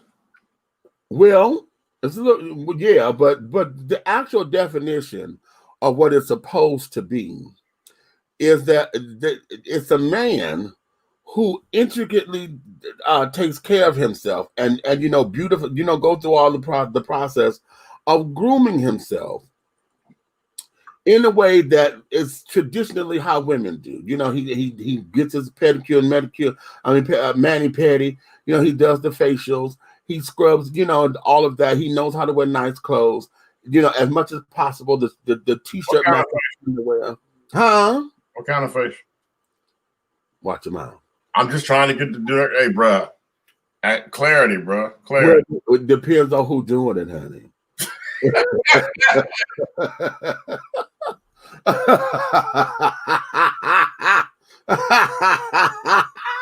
Okay, back to exfoliation. Right. Okay. Depend on. But what happens is that we have that particular term, and I'm going to go a little off track, but I'm going to get it all together. That particular term has become the bane of existence for men who have to date or looking to date and this, that, and the other. It has become something that I believe has drawn lines in the sand between our hetero and homo attractional people, because oftentimes I have come to believe that the term metrosexual, it was being used because men were prepping themselves, but because you knew they were straight and they had wives or whatever, you didn't want to call them gay. Okay. Okay. All right. Hold up. Because it has come to my doggone attention. That moment of doggone communication that you have been developing there about metrosexuality. Yeah. That it's a term that is descriptive of everything in the 70s, because did that make pimps metrosexuals? How about that? Pimps had all the women in the world. Wait a minute. Some of them was homosexual. Yeah. But at the same time, pimps got perms, eyeliner, kept their nails done because they say, I don't do nothing but slap bitches and count money. Okay. Right? So you got the doggone, the ones, remember the whole, before there was a cat suit, there was a jumpsuit and the pimps was wearing. You better say it. Okay. So I'm just trying, and before there was doggone stilettos, there was high heel motherfucking platforms and men wore. I wonder how come they never bought those shoes back. Everything else, they didn't like them goddamn platform high heel men, the men's high heels. Not my high heels. Right. Okay. Here's something that becomes a little bit that way. what happens is what I think has happened is that oftentimes because of that label of metrosexual, women have been looking at men very differently. But I was going to go right there. And it also started to divide racial times. I'm coming to those comments because yeah, Amy got some shit in there. And I think it divided. It became a racial thing because I believe that when white guys started primping and carrying on, that it was something that became, well, I won't say that became what it was in media. White guys and carrying on. You know, culturally, they're not necessarily as hard as black guys, you know, or perceived to be that way. So when you saw guys, you know, at the nail salon and this, that, and the other, it was a thing. Then it became this whole big media splurge that, oh, we're metrosexual. And then it became a marketing tool. Now you got men's products, okay? You got the men's facial creams, and you got the men's body wash, and then you got the men's this and the men's that. Okay, Dove is a moisturizing bar. Then you got Dove for men. Okay, you got a whole line of Dove for men. You know, and it has. If you flip the bottles over, they didn't do nothing but change the container because they got the same stuff in it the woman product got in. I said the same exact thing. But because of the idea, oh, well, this is for men. See, all of our heterosexual men, you don't want to race to it because this is for men, you know. Okay. Old Spice. Oh, right. Old Spice versus Secret. Okay. Strong enough for a man, but made for a woman. But bitch, you sweat like a motherfucking Gila monster.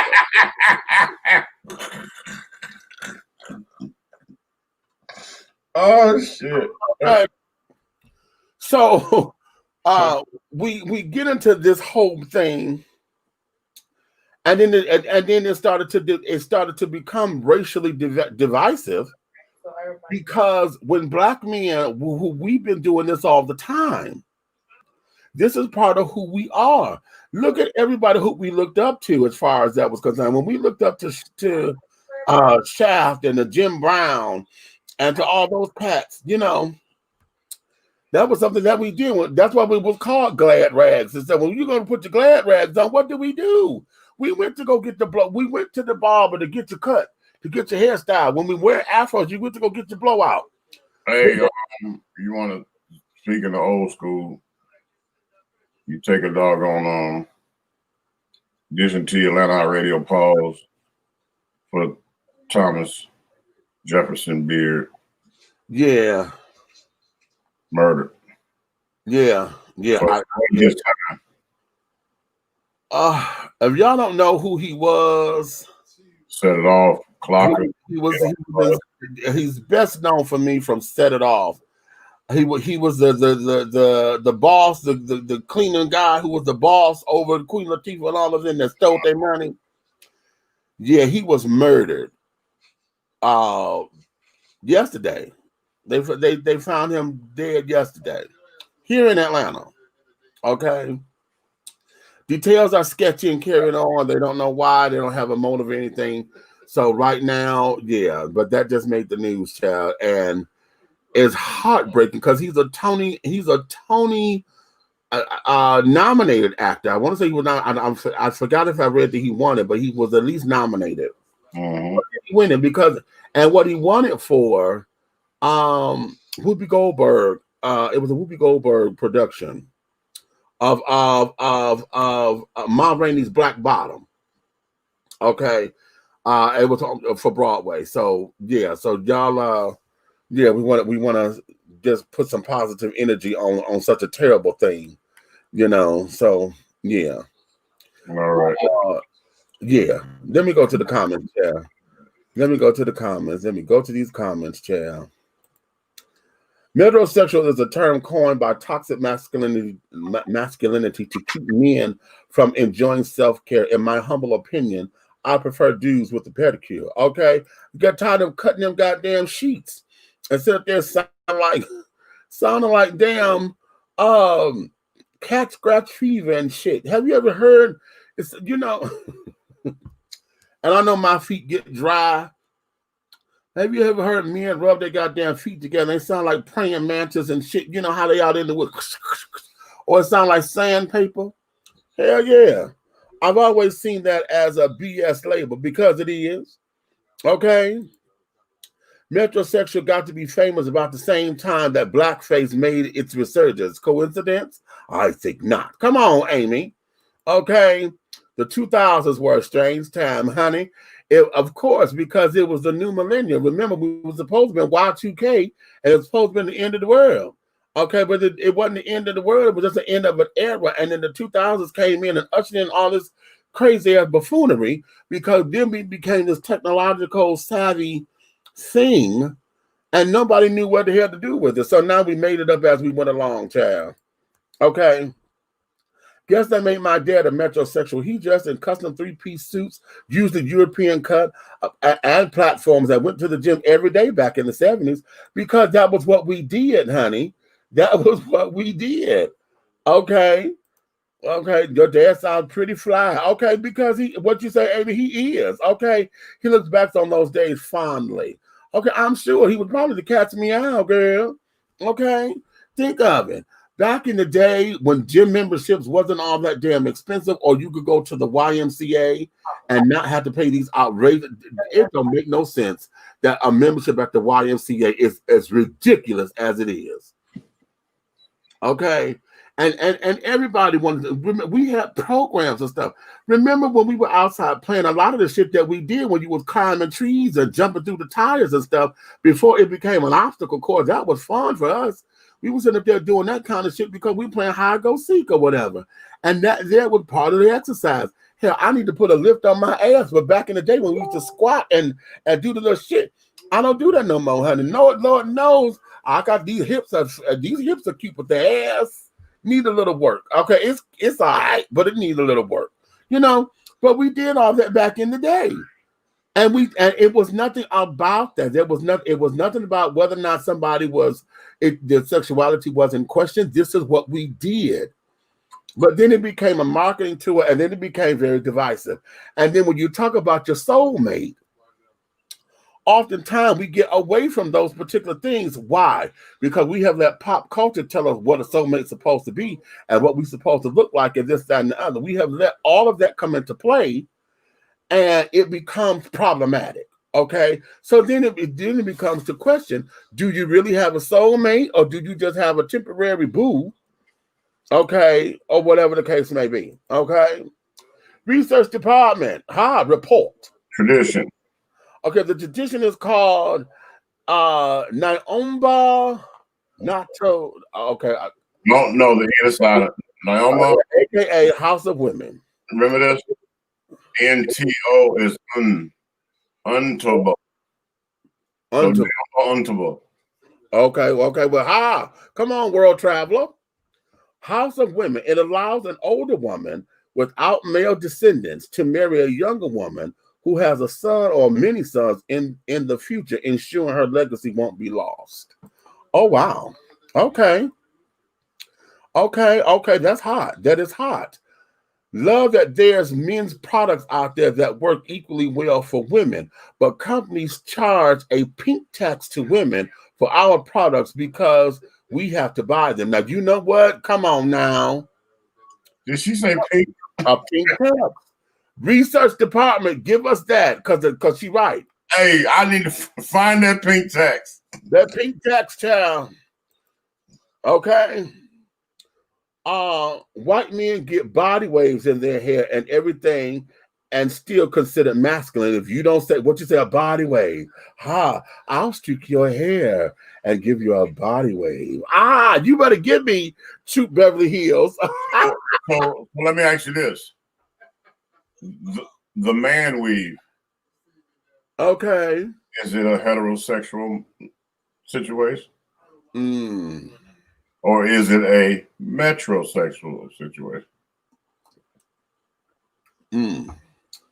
Not only am I the president of the club, I'm also a client. Yeah, exactly. Better. Okay. How about that? Okay. And but here's the thing. Again, back in the day, they did a story about, it was a wig store. They had men's wigs, and they were not toupees, a full wig. Mm-hmm. Okay.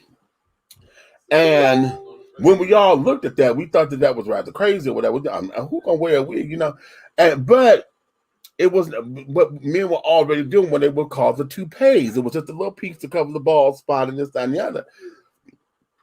And that was socially acceptable. But then it became something that now added on to grooming that we weren't supposed to have. See, us being bald and kids. Remember back when we were kids, the bald man, honey, was something not to be considered, because that was a revolutionary thing, honey. To be black and bald said that you was against the system. Mm-hmm. You was against. Mm-hmm. You was a rebel and a militant, honey. To cut your head off and walk around bald, honey. Isaac Hayes, and Ernie Hudson, and all them. Every movie that portrayed a black bald man in the 70s movies, or there was a war movie or whatever, you see them in the woods and they're shaving their head with a knife. They just straight militant. Right. Right. They shaving with a whole buck knife. They shaving their hair. Right. And that was giving you that symbol. I was like, I'm getting ready for war.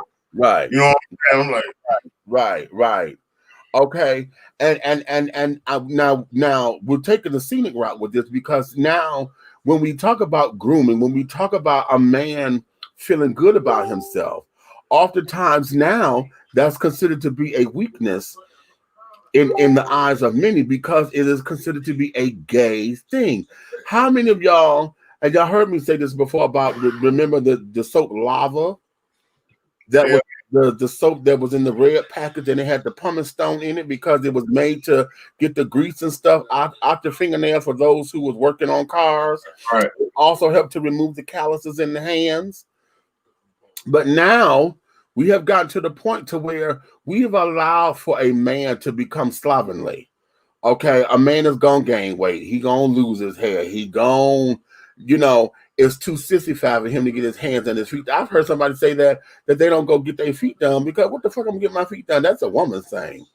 Bitch, if you don't go get them goddamn hooves taken care of, child, and you sitting around here looking like you ain't walking in flour, bitch, you done set up here and went into a whole cotton field, looking like the bottom of your damn feet. I don't know where the fuck they were born at, because I had a pedicure yesterday. Because of that, we have allowed that to interfere with looking at our soulmates, because we have let those aesthetics become part of the definition. But you remember, you're not supposed to cook either. Remember all that. If you go take it way back, a man that cooks, you know what I'm saying? Oh, he's a sister. AC/DC. Something wrong with that. Yeah. Right. I'm at home doing the laundry. What? Right. All that type of shit. Oh man, I'll be out to play ball in a minute. Let me I'm finna damn sweep these floors. I'm mopping and waxing right quick, and I'll be out. What? Right. Wait a minute. Let's go. Let's make it even cute. Because remember the commercial of the Memorex commercial, and the little boy was supposed to be practicing the piano. Okay, but he was trying to get outside to play football. Right. With the boys. Yeah. But his mom was on the phone. No, he can't come out today. He's practicing the piano. Okay, but it was Memorex because he had recorded himself. He outside the window. That always stuck in my head, because I was like, what is wrong with that? He couldn't express himself because that was too sissified. Boys didn't do that, or whatever, unless, and those who did, it was considered to be a gift from God because they were savants and carrying on, and this, that, and that, the third was the exception, But you didn't a boy go play the damn piano. That boys don't do that. That means you can't get your hands. Let me go. I'm gonna tell you. When I was coming up. What you got there, Eric? Also, because 78% of Mara region is made up of women. Good call, Amy, Kathleen Lung. Okay. I know when I was coming up, we had it was terrible to catch like the boys playing hopscotch or doggone double dutch. Right. Or you catch your boy doing the hula hoop. That's an ass whooping. Okay. And it's just weirdo because if you go to the events now, they got sporting events of hula hoops and stuff, and you got men winning. Honey. Your ass stupid. I swear to you, you let me find one big enough because they sell them, but they not the real big ones. Because I'm a big one, I got to work these hips, honey. A tool. Now we told y'all about tools before, honey.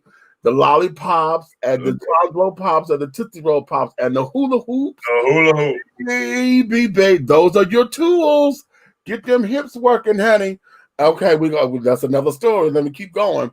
That's part of that process we were talking about. Yes. Hello. Walking along talking, you need to ask those questions. Well, did you have a hula hoop when you were a young lady? So how about ask that question on the first date? Okay. Okay. It's important to know, Eric, that homosexuality is illegal in that region. Okay. Okay, well, y'all laugh, but that's because you just don't know how much more women pay at the store and get paid less at work. No, I understand.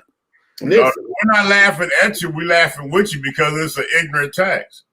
The thing of it is, we have to look at it from this particular perspective. A lot of the marketing and stuff is because a lot of women are at home and are still housewives or whatever. So if you look at the commercials are geared towards women anyway, because there's, according to gender roles and carrying on, women are the ones who take care of the house. So of course they're going to sit down and do this and this, and of course the taxes are going to be that way. Look at that for women, for feminine products. There is a lot of, if you pay attention to the media over time, over the years, a lot of the commercials and stuff are set up and they're geared and powered from the woman's point of view, regardless of what the product is. You know what I'm saying? You got to think about it. Okay, here's one right here. Jim never has 2 cups of coffee. What the fuck is that about, bitch? Why you put the hell? Right. But the woman is supposed to be able to take care of the man enough to know exactly what his procedures in the morning, step by step. Mm-hmm. You have 2 cups of coffee. What the fuck going on? Exactly. And then it's because you changed coffees. Right. But okay. That was a domestic thing geared towards the woman saying, yo, if you want your man to love your coffee, go buy this one and not the bullshit you buy. Wait a minute, hold on, honey. But there was a deeper thing than that, honey. Right. A message to that everybody clocked or didn't clock. Oh yeah, no. They clocked it because I seen a lot of memes where goddamn Jim was out doing his thing and goddamn and 2 cups of coffee goddamn was to help him stay up. Okay. You don't drink 2 cups of coffee, honey. And what did you learn about this coffee? Okay.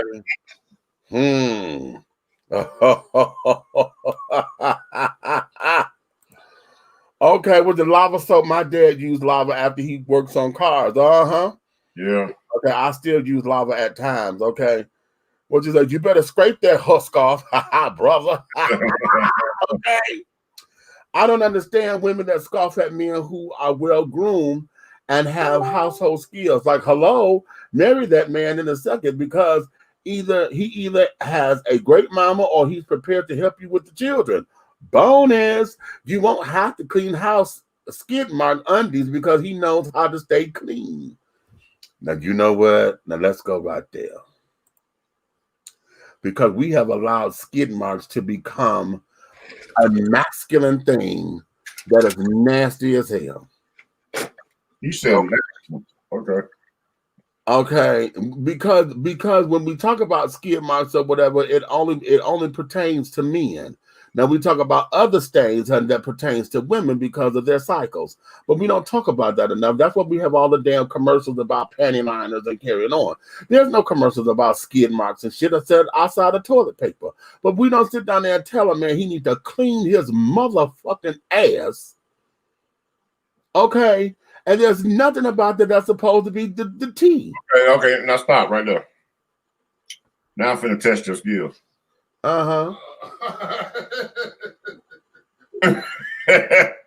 Give me a 30-second marker commercial on a product to clean your ass as a man. Go. A 30-second what? I need a 30-second marker. That means give me a script right quick. A 30-second commercial on how to clean your ass, a product for men. Go. A product for men to clean your ass. That means okay. No, we don't call them baby wipes, and they have to be something special, because one of the things that you have to do is make sure that it doesn't come across as gay. And so what you would do is I would go, man, that time when you got to be clean. You don't want to embarrass your mama, do you? And you got your tidy whities. Let's make sure when you go take care of that time and have a number 2, you take one of these with you. Masculine wipes.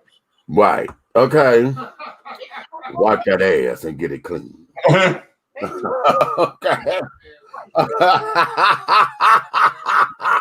Wipe that ass. Okay. Oh, wait a minute. Hey, wait a minute. Aaron said what? Men's preparatory scrubs. Hey. Yeah, we on to something here. Hey, you know the damn what's you got? The women had what they take, the little baby wipes in there. Check it out. If you get some, they got them. Let's say they 2 feet long when you unfold them, right? Right. Little string handle on them. We call it manny floss. Yeah, they flushable. Right. Oh, y'all be flossing your ass in the bathroom, guy. Gotta get clean. Manny floss. Flossing your ass in the bathroom. What the hell that look like? It look like your ass clean. If you out in public, you be in the bathroom flossing your ass. Whip out a manny floss. Put your marks here and not here. Right. Okay. Y'all know what? I can go with the whites with them. Okay. Okay, now how about that? The cheering. Okay. Oh shit. Okay. Ain't you funny?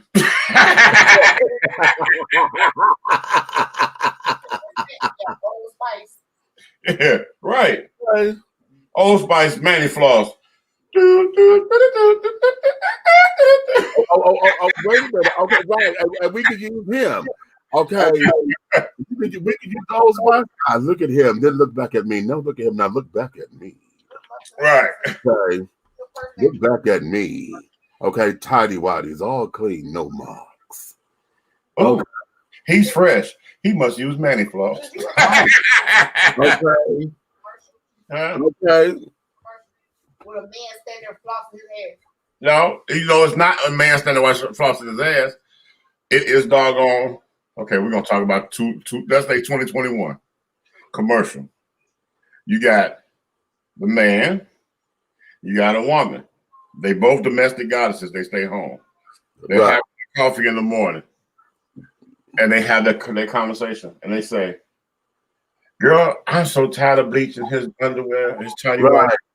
I don't know what to do." And the other one goes, "Well, I bought my man some manny floss." Yeah, exactly. Right. You don't have to demonstrate. If you just show a picture of the manny floss, the common sense will tell you what to do with it. Exactly. I mean, look at it from this particular perspective. If they sit up there and they made some depends, and they got the one with the front guards. Yeah. They got the shield. It's basically a panty shield, but it's a man's right guard. You know, because he's dibbles and carrying on or whatever. So yeah, so he could be incontinent. I mean, so his incontinence won't be a problem. If we could do that, honey, we can get something to wipe that goddamn ass, honey. Wipe that ass. Clean that ass. Okay. Manny floss. Okay. How about that? Let's go here. EJ says, I never had a problem with makeup. I had a friend growing up with 6 sisters. They would hold me down and put on makeup. I was stronger than them. They fight me till I got tired. It was funny to me. They wanted to use you as their little mannequin child. Okay. They used it as their mannequin. Don't worry. I was my mother's mannequin when she used to comb out her wigs, and that made my father furious. Okay. Oh, furious, honey. I'm glad you mentioned marketing to women. Yes, absolutely. Companies expect women to do the purchasing, of course. Right. Okay. Not how he is. Whoops. Trust some of these women not living fresh either. Sad but true. Don't we know it, honey? There's some hoes in this house. Oh, my bad. No, honey, no. I was. Never mind. I ain't gonna go there. Honey. Okay, we said men's preparatory scrub. What you preparing for? That was great. Meets hilarious. Well, thank you. Okay. Well, you better freestyle, Meets. Oh, hey, okay. And I'm not a rapper. I can't do that shit with. I would lose the rap battle though, but okay. I would, honey. I would. You wheeze and take your asthma in here. Live, you don't gain. Okay. Speaking of, wait a minute, let me take a hit. Shit. That's exactly what I was going to say, boy. Oh, shit. Okay. Ooh, there we go. Open up them damn lungs. Okay. Amy said, make sure you use a non-offensive color of liquid or stains so that our delicate sensibilities aren't damaged for your masculine wife.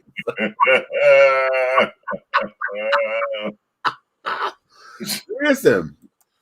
They have to be biodegradable. They have to be, men are not going to use anything that has a lot of fragrance and carrying on because flowery shit. That's why one of the reasons why men's products became men's products because they took out a lot of the flowers and stuff and wanted to put musk and that kind of shit up in there that attract the senses of men. You know that fresh outdoor pine and carrying on shit that yeah. Bruh, all you gotta do, okay.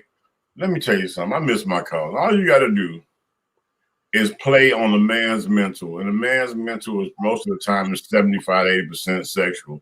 So if you tell him that you put the fragrance of doggone, let me see. Oh, let's get the top. Oh, Tom Ford. The fragrance of Tom Ford, it has pheromones totally attracting women. Right.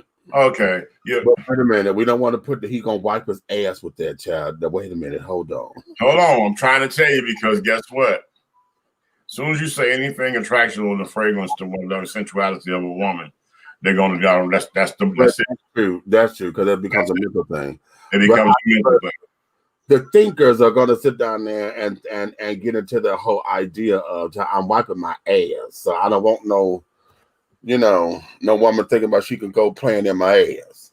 Okay. However, they ain't gonna tell the world that. Okay. Blueberry buffers. You so goddamn stupid.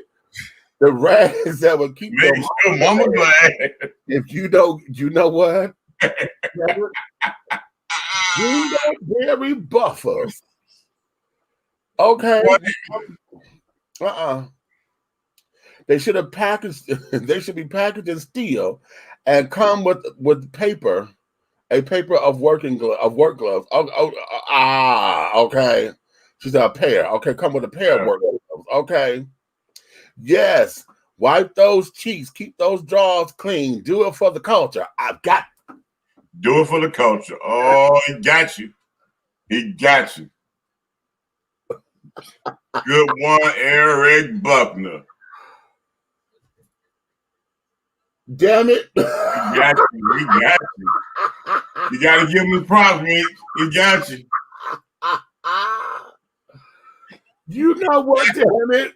He got you. Oh, he just fucked me up with that one, honey. Did you say do it for the culture? Yes, he did. He got you. Damn it. Eric points, okay. Oh, you know what? I need my point register up in here. See, I need my points, honey. Yes, sir. He got that points for you. Do it for the culture, okay? Culture. Okay. Oh, child. Now here, let me go to the homework assignment because see, this is what I want us to get into. Okay. And what we need to get into as far as a homework assignment, how did I word this? Let me go here and see how I worded this. Now, y'all know, for those of y'all who came in on Facebook and things, y'all know my phone is constantly logging me out of Facebook, child. I have no clue as to why, but when I'm on this thing, it'll sit up here and say this, that, and the third. All right. Homework assignment. Write yourself a love letter and ask yourself, would I date you if I didn't know you? Now, the flip side to that damn question is, do you know you well enough to date you? Do you know yourself well enough to date you? And So then, what direction are they coming from? Are they writing to themselves? Yeah. The love letter, write a love letter. Okay. Write a love letter because, see, usually when we write love letters, honey, we're thinking that we're writing to our soulmates to carry on. We finna get to spill our heart and open up our heart and tell you what you mean to me. And this, that, and the other. And, oh, my God. And, oh, thank God that you sent me this and this, that, and the other. So write a love letter. And then you're writing it in first person to you. And then the second thing is ask yourself, if I didn't know me, would I date me? If I saw myself walking down the street and was attracted, would I date me?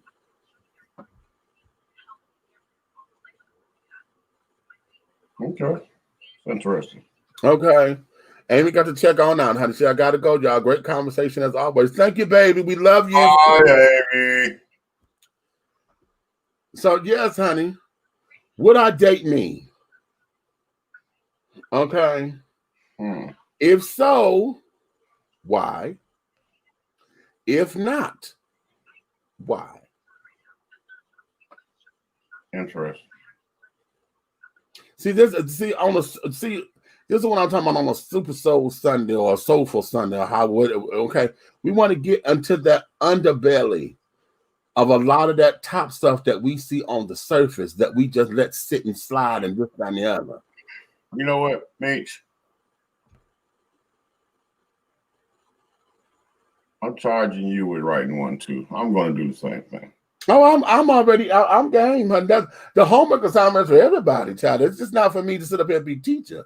Because remember, honey, and there's no grade to it, honey. This is there's no grade to it, but I know some things about you as well as the things that you know about me. And this is that's a good assignment. So yeah. You know, and because all I need to do is turn on. It's one song I need to turn on, and my fingers are going. I know what's going to happen.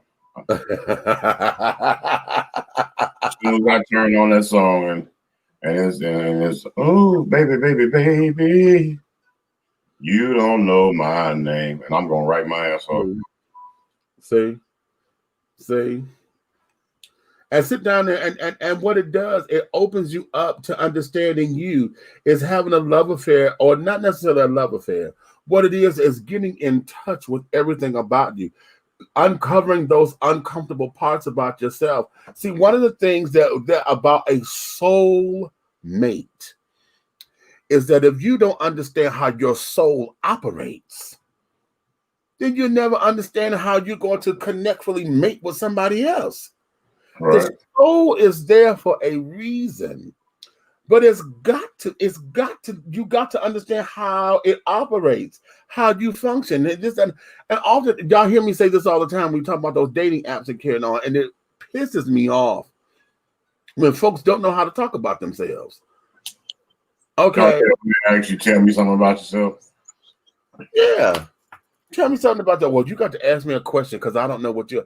And I say, and I've done it sometimes because the energy comes out of nowhere for me. So I've done it. But there are times where folks will ask that question. Okay, we'll say, well, tell me about yourself.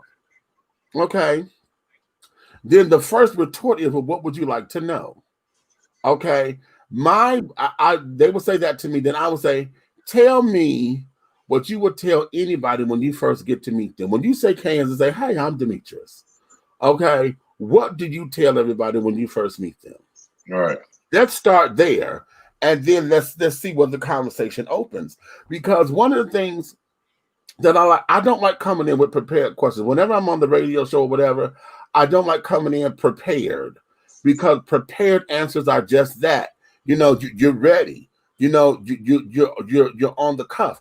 And one of the things about soulmates is that soulmates are so spontaneous. See, they roll with the flow. But if you don't know how your soul moves and how it operates or whatever, then it can become catastrophic. Because oftentimes, if you don't know how to bob and weave, honey, okay, or maybe cover, because they're coming in with you know. See what this teaches you. I'm gonna tell you what this teaches you, because when you said it, I'm sitting here thinking. And one major thing that you can learn from this, and I really think everybody should pay attention and do this with me, because you're on some courtship. Yeah. It teaches you how to court. How about that? You know what? Okay, keep talking. Let me go get my book, because I'm gonna have to read it. Because courting has gone away. Yes. It has left the entire doggone universe, and everybody forgot exactly that there are steps to get into that doggone land of monogamy. Anybody can get to the land of monogamy if they play by the rules, but the rules have to be set within yourself. If you don't know exactly what you're willing to accept, then how do you know what to give? Because you want what you give out in return. And it's just sad when you think about it, because the world is running amok. You know what I'm saying? They think of smash and dash, and they think that's somebody that's in your corner, and it's really not. They smash and dash. Right. The person don't never have to speak to you again. You just wasted your body, your mind, your time, your soul on nothing. How about that? You know what I'm saying? What is your real worth? Oh. Okay. How about that one? Well, like I said, that one. Okay, now wait a minute. Let me come back on the camera, because I had to go get my book so I can read this passage, because I think this is so apropos. Hold on. First, let me start with Eric. Okay, hard for me to love right now, because I am finding it harder and harder to trust. I would date me because I would want to know what makes me tick. This is a tough assignment for me. I will be listening to DeBarge. Time will reveal. You better come on.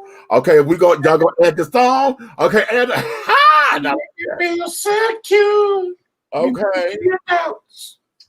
Okay, now this passage that I'm about to read, I think this here is going to speak to this particular assignment, or basically to understanding soulmates and carrying on. Okay, I talked about it and things, but when Rhea said courtship, I wanted to go to the book. Again, this is from the first book, Awakenings, Epiphanies Along a Spiritual Journey. All right.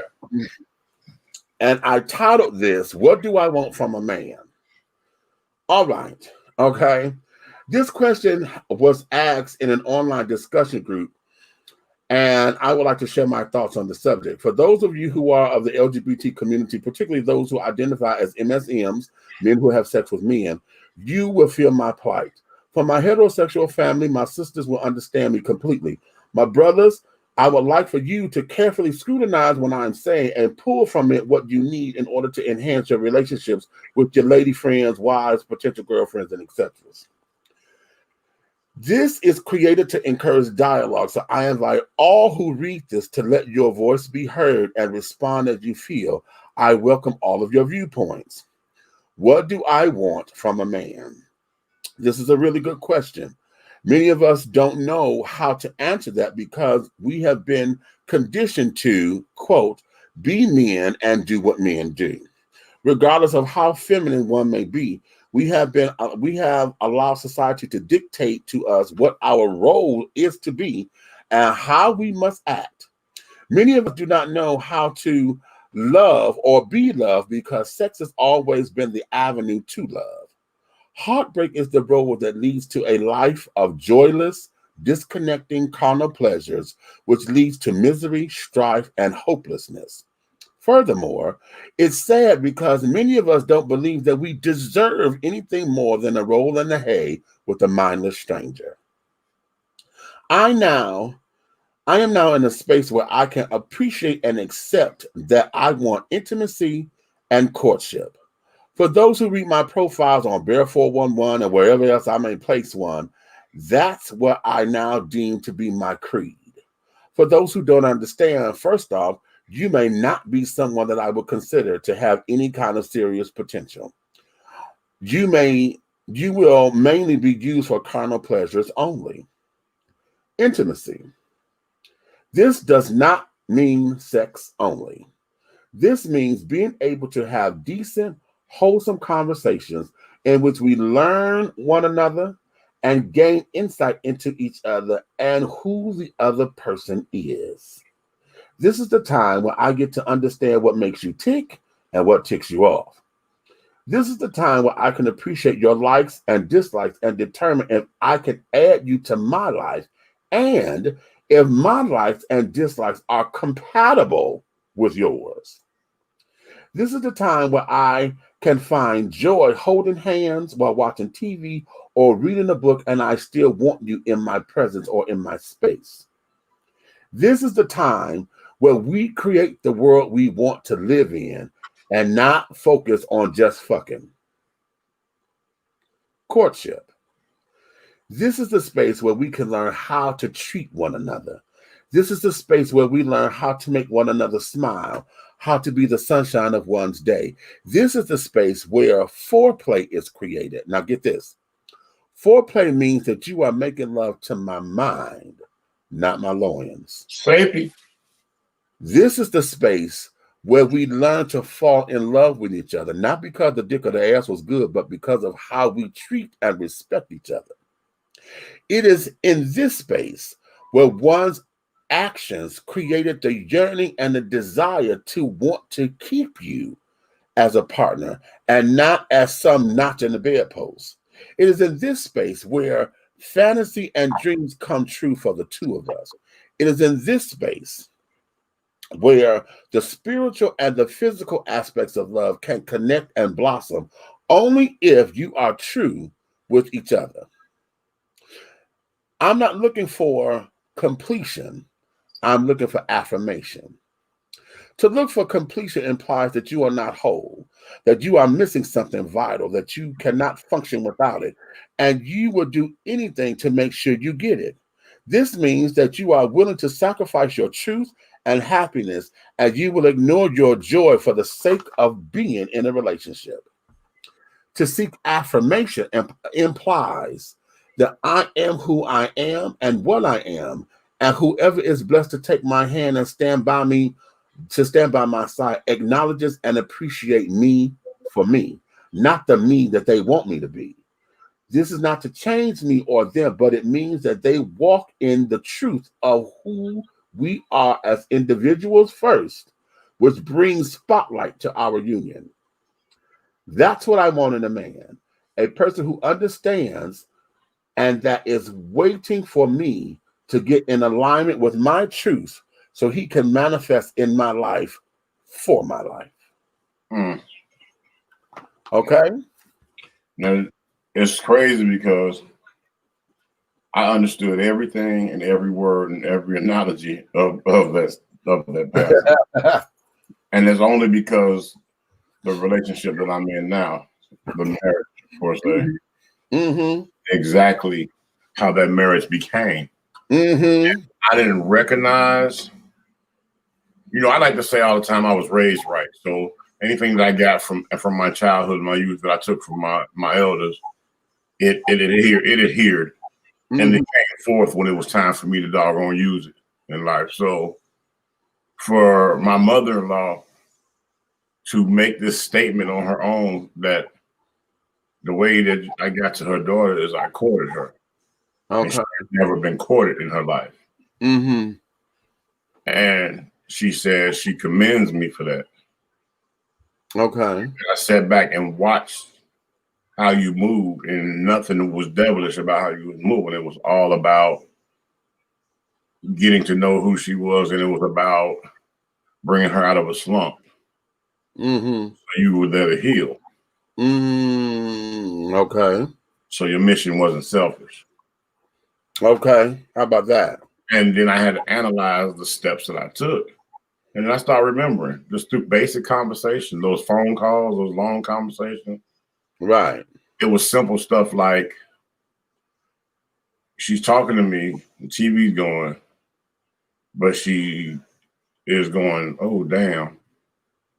And they don't have no Krispy Kreme around here. And I go, what's she talking about?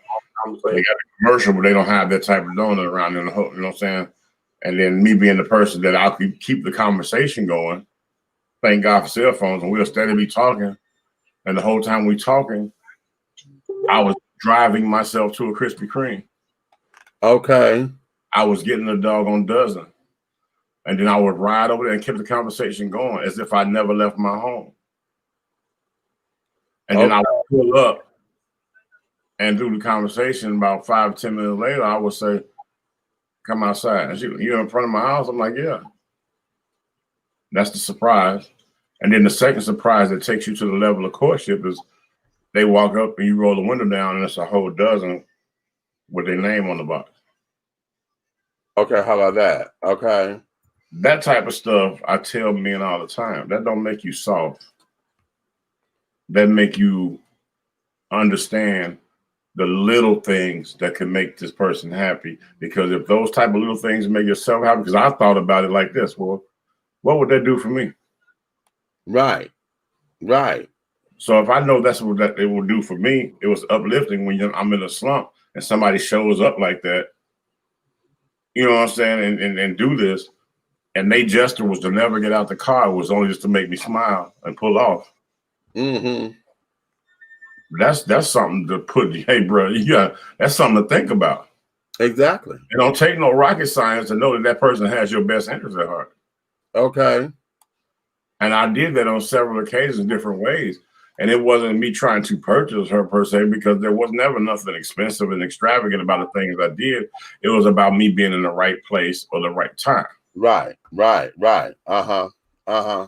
And I tell people all the time, bro, this does not make you weak. These are the things that make you a man. And until you learn the definition of what a man is, shut the fuck up. And there you have it. And there you have it. So that there, my darlings, is all about understanding and going deeper into the world of soulmates, and what does this mean, and how do we make it happen, and how are we to move along in this world so that things can click, so that we absolutely are engaging ourselves in healthy communication with our mind, body, and spirit, so that we can attract what we say that we need. And then also to examine what we have. For those of you who are already in relationships, and yeah, y'all may be good business partners and y'all may gel, but is that person your actual soulmate? Right. Okay. Because oftentimes y'all may be going through the motions, but really have not been paying attention to one another. You know what I mean? And you know what? And that, you know what, Meech, boy, you on a roll tonight. That's the facts, because yes, I'm married, and yes, I love my wife. But I think back, you got to think about where you come from and what led you to where you are now. Right. And you got to pay homage, and you got to have enough. You know what I'm saying? You got to not be so prideful that you can't thank your past for your present. Right. Exactly. And I have an ex-wife, and we haven't been married. We were divorced in '96. But every year on our anniversary, August 12th, that phone rings in the morning, one way or the other, whether I call her or she calls me. Mm-hmm. And we giggle, happy anniversary when we laugh, and she's married. Right. Right. And then it becomes so funny and such a doggone connection because you got to think about it. We started dating or courting, whatever, at 6th grade when we knew what boyfriend and girlfriend was. That's when it started. So to this day, I got my sister. You know, she's best, really good friends with her, and she say y'all get on my nerve because y'all connection is so crazy because you will literally call her and they checking her into the hospital. How the hell do you know something's wrong with her? Listen. You know, and we do this all the time. We don't miss a birthday, we don't miss an anniversary. Yeah. But it's not about nothing promiscuity, nothing like this, nothing about that.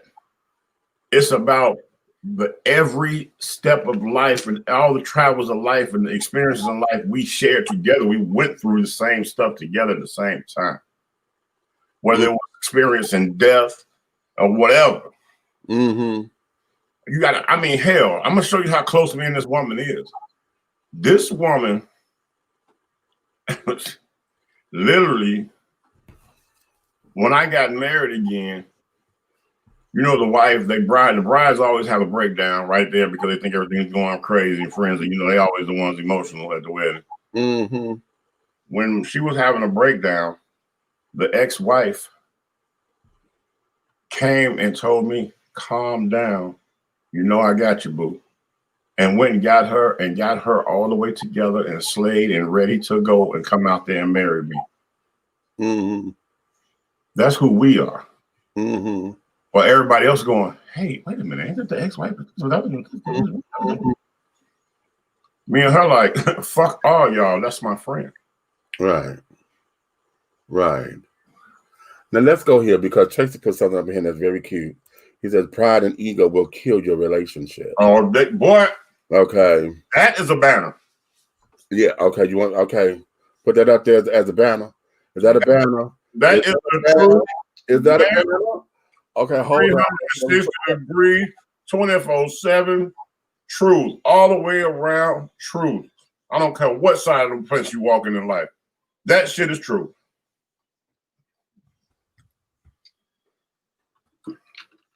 God damn it, Tracy. Okay, now let's go here because see, I want to go back and let's talk about a little bit more about when your soulmate is platonic. Right. See, my best friend and I, we've had sex with each other 4 times.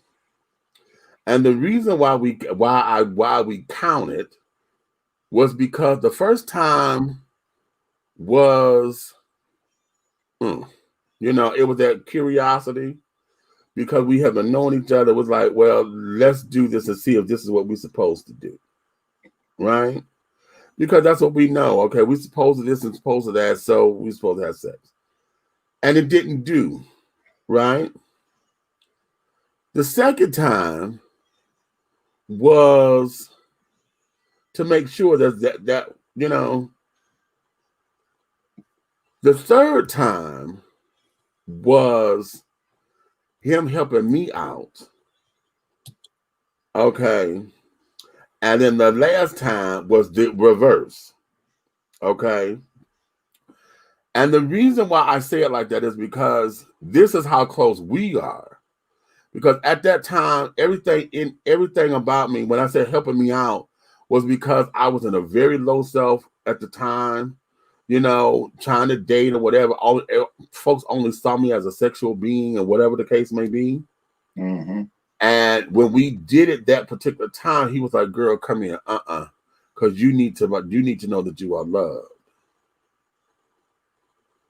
And we had sex that time. And for what it did for me then, I needed it at that time. Then about a year or so later, it was just the other way around. Right? And that's who we are. But what we had discovered was what we share supersedes anything physical. Facts. Okay? Because what we have learned about relationships, sex is that thing that pulls that relationship together. Remember when I said, when I'm in love, I have come to learn that being in love with somebody, it means that this is the person who I want to give my body to. I want to go there. I want to have those kinds of, and so what he and I share superseded that, because that wasn't the fix it thing for us. You know, that's not the glue. That's not the, okay, it wasn't there. We were so much on a higher plane than that. And that's what we discovered, you know, to the point to where after the second time, that's how times 3 and 4 had come about, because of what we share for one another. And we were both, I had to learn how to turn it off, because at one point in time, especially all the kids in my house, okay, because I'm a mother of the house, and all the kids in my house, there was a point where I was so connected with them to where I knew when they were fucking, because I could feel it. I felt it was in my gut. Right. One time, one of my, well, I can't call it one of my kids. He was one of my roommates. Before he became my roommate, I was working overnights, and he needed a place to get his groove on or whatever. And he was about to rent out a hotel. I said, "Child, save that money. Okay, I'm not at home. Go to my house, use my house or whatever. Hell, I'm not there." And after we got through the, "Are you sure?" blah, blah, blah, blah, blah shits, I said, yeah. I knew from when he started, and I knew when he finished, because I called him right after he finished. I said, "He gone, ain't he?" "How you know?" I said, "Bitch, I knew when it started, and I'm telling you, you're done now, aren't you?" You know? And that was so tight to where I knew I had to learn how to turn that off, because I was abusing it. Okay? I was abusing it. And then I had to learn that I had to allow them to be them. It was okay for me to understand their joy and their happiness, but that wasn't mine. You understand?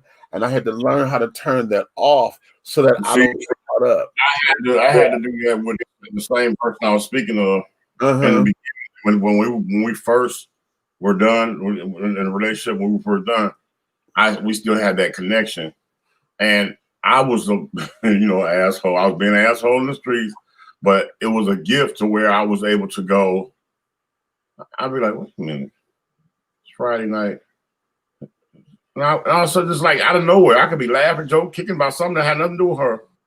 And all of a sudden I'd be like, "Wait." And I pick up the phone and I'd be like, "Where you at?" "Why you calling me, asking me where I'm at?" You know? Right. I'm like, "Where you at?" "I'm out with a friend having a drink." And I said, and then I would just go into this. I said, "Yep, you're having a drink. You already decided that you enjoy the conversation. And you already decided that if it goes to that, you were going to take him back home." I said, "These are your next words." And she's like, "Excuse me?" I said, "These are your next words." And I get tough like that. And I say, "Thank you for the drink, and good night, and I'll call you tomorrow." And she on the phone, and she'd be like, "I'm not." I said, "I'm waiting." And she goes, "I got something came up. Thank you for the drink, and good night. I'll call you tomorrow." She'll go and she'll get in the car, and I say, "Call me back." And about 5 minutes later, my phone rang. She was like, "Why the fuck did you do that?" Right. I said, "Because I know what I had, I know what I did, and I know what you're worth. And it's not worth that, because all he wanted was tonight." Right. So I would destroy every potential relationship that she was having, and I would be able to call out the blue and catch her ass right before she fuck up. Red, I didn't know me and you were so much alike. Right. And it scared the fuck out of her, because I literally, the last time I done it, and I can still remember, I just went to her house because I was in the neighborhood doing my thing, I used to be. And I came around, some said, "Go to the next block over." And I went over there and I looked in front of the house and everything, and I saw a car that I didn't know. I parked my truck and I got out and I walked in. Her mom lived on the first floor. Her mom, she said, "Oh, hey, how you doing?" I said, "Hey, how you doing?" And I went up the steps. I opened the door. It's a goofy ass sitting there. Think it's a come up night. I guess he think he's finna come up. I left the door open. So he was like this. He was like, I come in, I said, yo, I said, what floor? I ain't gonna say, but what's she at? Like that. So, all right. He said, oh, she in the back. He said, oh, okay, I know, yeah, you the ex, bro. Nice to meet you and everything. I was like, we ain't met. He said, oh, my bad. He said, Race, I ain't trying to trust him. He said, you left the door open, bro. I said, for your ass, nigga. Don't know this man from paint. He looked at me like, I said, the fuck you didn't understand? He gets up and he was like, he said, should I? I said, you ain't got to tell her shit. I'll tell her. Good night. And he goes out the fucking door and I lock the door. I walk to the back room. She in there trying to get us. I see what she doing. She turned around and it's me. She said, what are you? And she said, what? I had company. I said, no, you had company. I said, I keep trying to explain something to you. I said, I ain't going to tell you. Get your shit together for you, then date. And I just walk out. So she's snapping. Oh, you're going to run everybody off, but you're not going to stay with me? I don't understand. You know?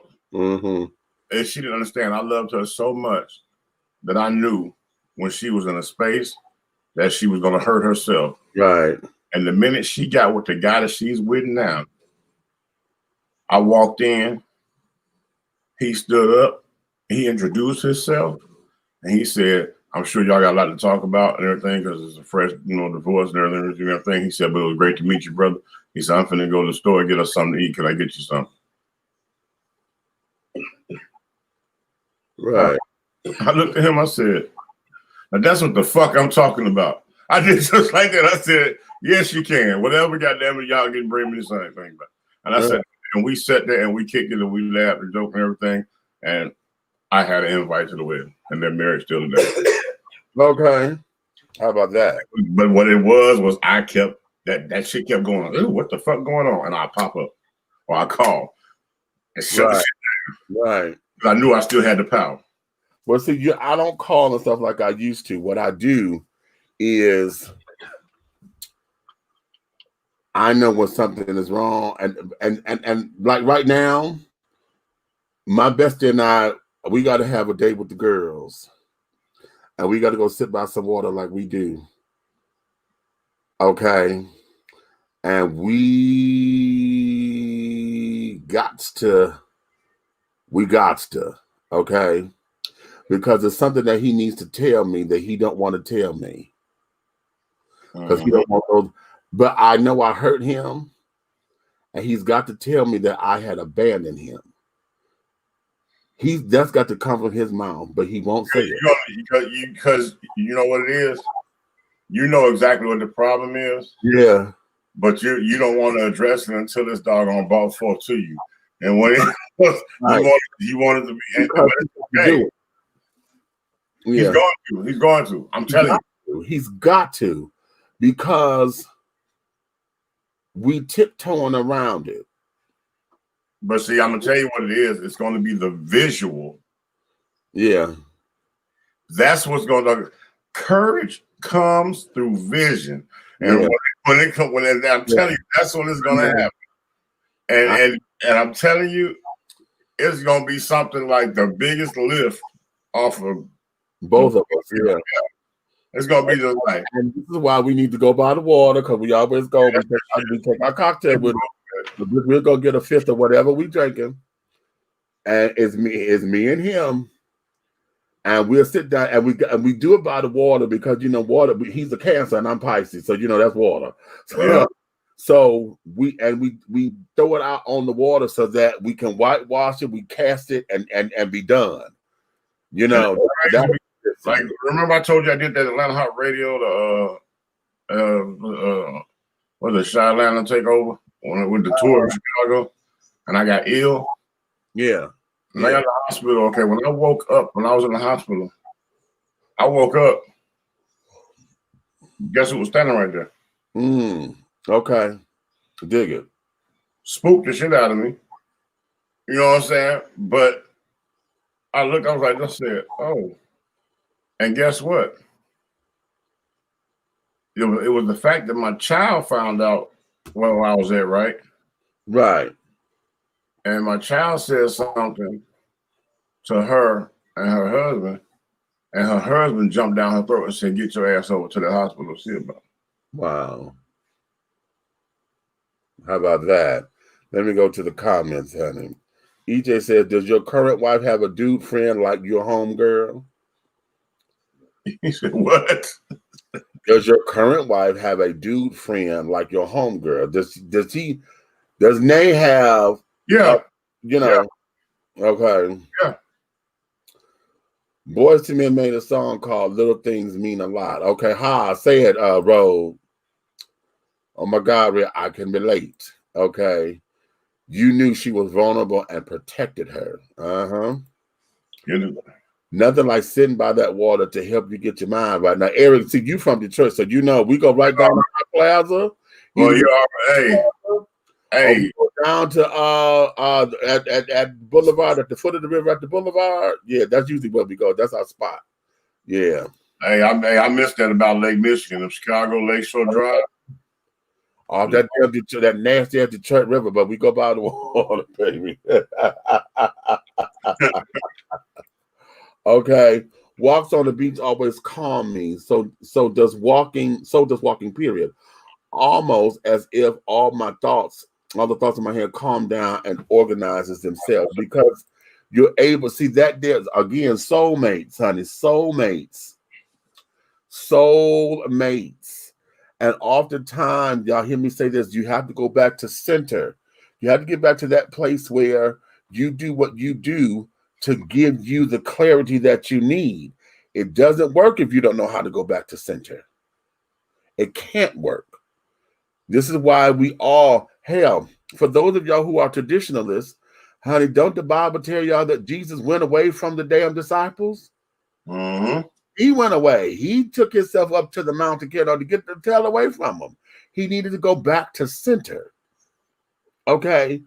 So all of us have to have that time where we're able to sit down and get clarity. Some folks meditate. Meditation is very good because it takes you to center and you can see clearly.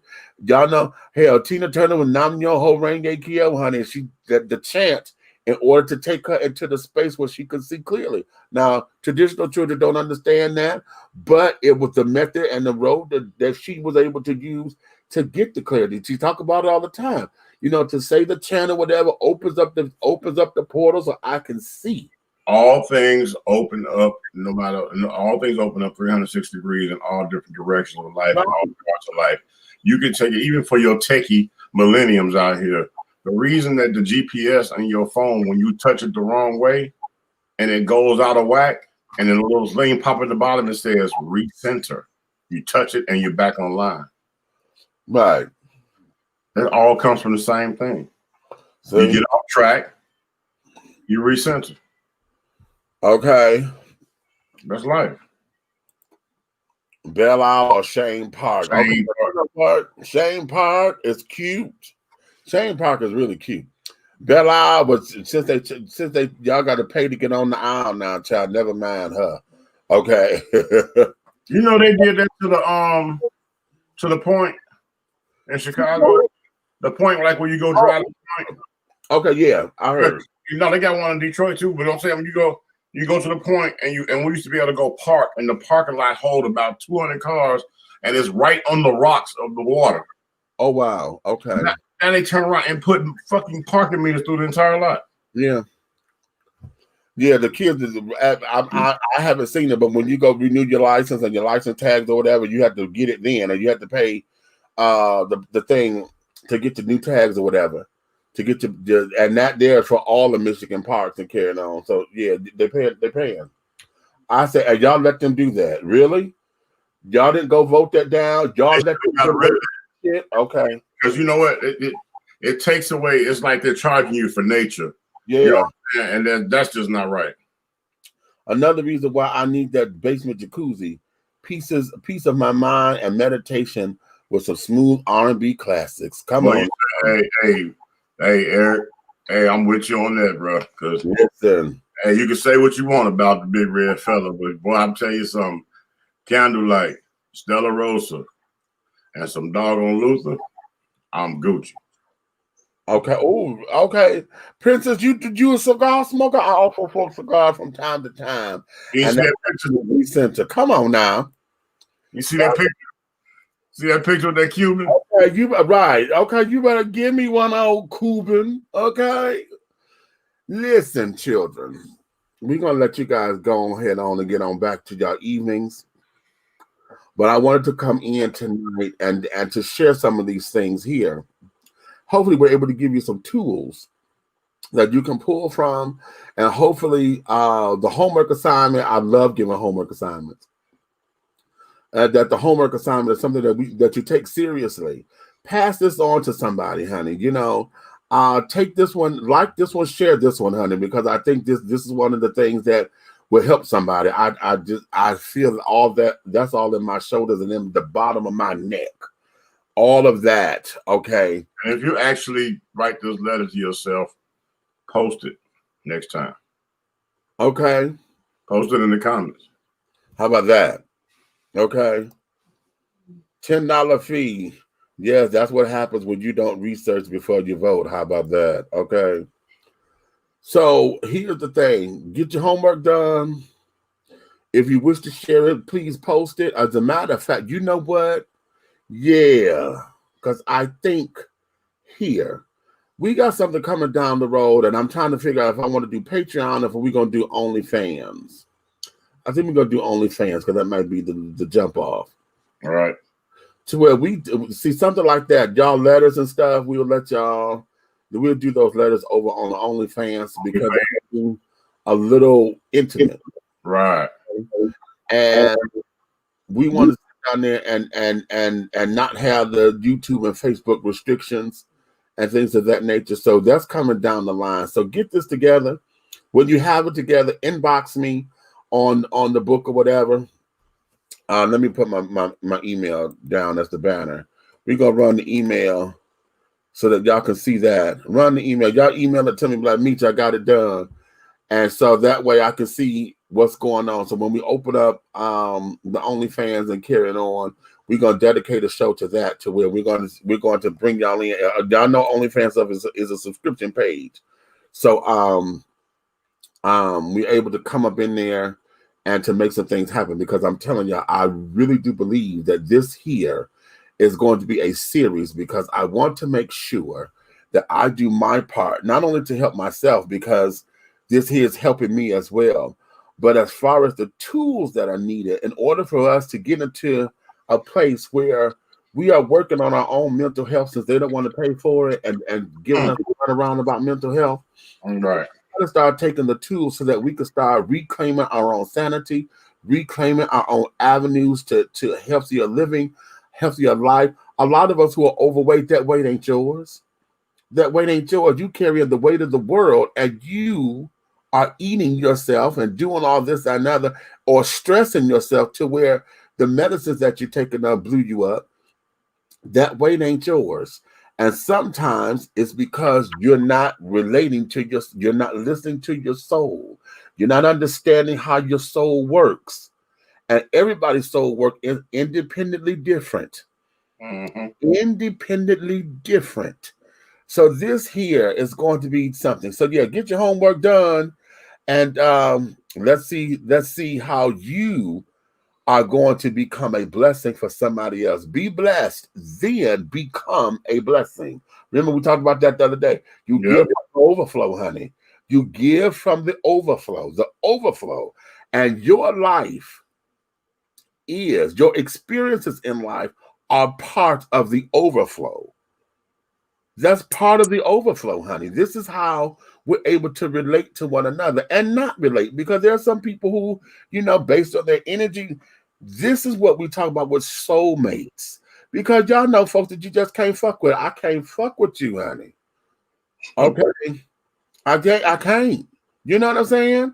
And then there's some who are toxic. That's what we were talking about before, where the animalistic passion and shit. Or let's look at it on the platonic level. You get around somebody to where all y'all doing is drinking and cussing and stuff, because that's where y'all thrive. But that's toxic. because it leads to other shit that you ain't down with. But y'all know when y'all come together in that space, baby, everything is rocking and rolling. How many of y'all done got into crime and shit? I used to do checks and credit cards back in the day. Why? Because of the circle that I was with. That's what geared us together. You know, that was the glue. That was our glue right there. Bitch, as long as we were there, it was cute. Outside of that, child shit, we were always cussing and fighting and carrying on. We couldn't stand each other because the glue was the bullshit. And it wasn't cute. So yeah, were we soulmates? Platonically, yeah, for this particular brand of bullshit, but I had to get away from it. And you may not see it as soulmates because, like I said, we're so conditioned to where it's always about sexual relationships or romantic relationships. And it's not always that. That's why we have more than one. And just like angels, honey, we have so many angels along the way. That's the name of Delarissa's book. Angels along the way. We have so many along this way, along our journeys, to where that's how we connect. So this is why things are there. You got some who are like bumper cars. Y'all been to the bumper cars, you know, sit down there and it'll bump you. It won't crash you. It won't hurt, but just knock the shit out you want it. You jiggle. Okay. We got those kind of folks in carrying on. Well, so why these are important. We'll tell you what I did this evening before I came on. I sent out the link. I sent a link and an invite to every ex that I have from high school on up. Okay. I saw where you were headed. I said before I came on. So I went in there, lined them up, and clicked it and dropped it right in their doggone DM. Click, click, click, click. Okay. My reason for that is, for those that connected to the link, was I knew that there was going to be some type of knowledge found in here from the mistakes that we have made through our journeys in life. And I wanted a few people to see the changed person that I have, you know, because I've learned my lessons from my mistakes. And I don't allow pride to doggone say that I'm so masculine that I can't apologize for what I've done in my adolescence. How about that?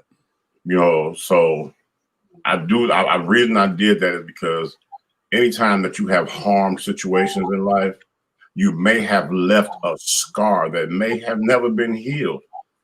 So part of my healing process is recognizing my bullshit and cleaning it up. How about that? So this is not for me because I have healed. I am another man. I am a better man. But the man that I was, I apologize for. Okay. So how about that? There you go. And there you have it. Okay. Well, darlings. Wait a minute. Road, what you say, Road? I don't like assumptions. And when I tell the person there is no other man in my life, I feel like he don't believe me, and it brings back up. He brings it back up whenever we talk. See, again, that's toxic. See, that's toxic energy. And that's what we're talking about, honey. Toxic energy. Spirit identifies spirit. That has nothing to do with road. You know that, right? Right. Of course. That's luggage. Yeah, exactly. But wait a minute. Here's where it is. Maybe it does, because see, what are you doing to keep accepting that? Because see, now, again, spirit identifies spirit. And if you keep laying out the welcome mat to say you can come back, okay, you got to treat it like a vampire. And y'all watched enough vampire movies to know a vampire ain't going to come in until he's invited or she's invited. Once she's invited, they come in at any goddamn time that they feel like it, until when you rescind the invitation. Okay? Now, how many of y'all watch True Blood? Now, y'all know what I'm talking about. Okay, everything was fine, honey, but when she rescinded that damn invitation, everything went back, and they went back to the depths of hell they come from. Okay, this is what it is, and it may sound easy, simple, you know, easier said than done. But when you're talking about dealing with with toxic energy and carrying on like that, you have to say it and you have to put that energy out so that it matches and then supersedes the negative. That's do everything and approach it as reflective prophecies and allow the person to see themselves, then you can shoo away that negative energy. Exactly. Because nobody wants to be with the asshole that they are themselves. Boom. Boom, boom, boom, boom, boom, boom, boom, boom, boom. Okay, now, oh, wait a minute. No. Before we go, because I was supposed to have played this yesterday. Oh, my. Okay, well, wait a minute. I got something dirty up here. I can't show y'all that. That was all the way nasty. Okay. Let me share this. And the reason why I'm sharing this, I think it's because I think, well, when you see it, you'll understand why. You will understand why I'm sharing it. Okay. This goes out to all of my parents out here.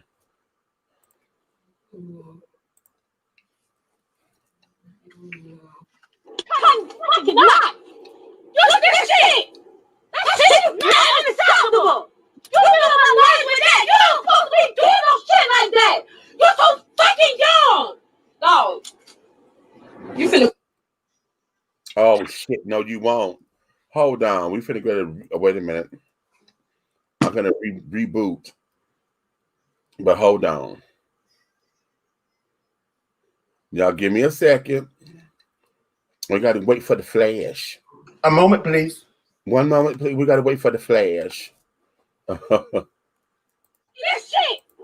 That shit is not unacceptable! You get on my nerves with that! You don't supposed to be doing no shit like that! You're so fucking young! Dog. You finna make me hard shit. Ain't no sense you getting out. Do you think this is cute? Do you think it's fucking cute? Why you be doing that shit? That shit don't make no sense. You're a fucking child. Do you understand me? I'm gonna catch you with another nothing. Look at these motherfucking people.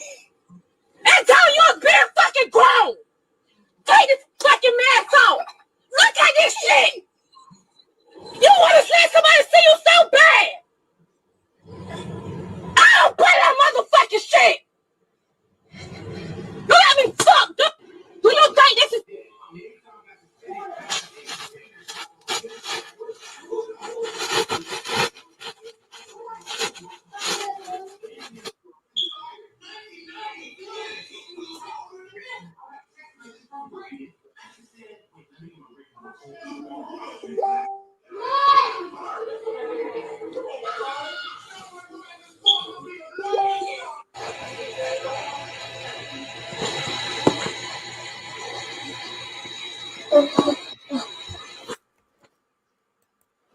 Okay.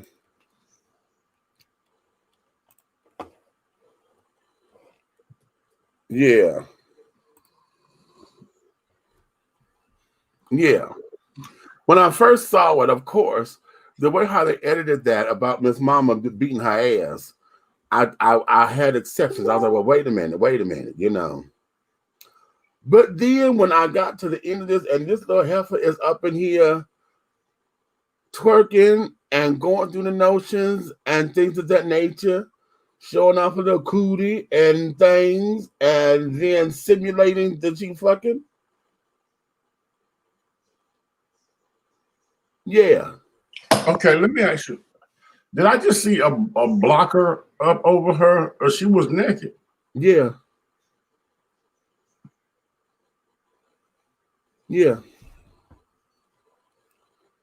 Yeah. See, dear Father God, thank you that them heifers of mine are grown and got their own places to live. Okay. Mm-hmm. But then I ask you, where did she see that and get that from? And why did she think that it was okay? Because she has her own page. See, that's on her page. Her mama just happened to find out. Where did she get that from? Exactly. Okay. And because I'm looking at mama's short haircut, which is the sign of a freak, because you know him a pimp can smell a hoe. Okay, so I'm gonna tell you, maybe you'd have been looking at mama's page, right? Now I'm spooked, Right. Don't grow up to be the hoe that your mama is. Well, and something that she said. Okay, here's what, and I know I'm not trying to chastise the mama so much, but I'm going on words, and again because I'm trying to connect all this to soulmates. Okay, because she said, "You are a child. You are too young to be doing this."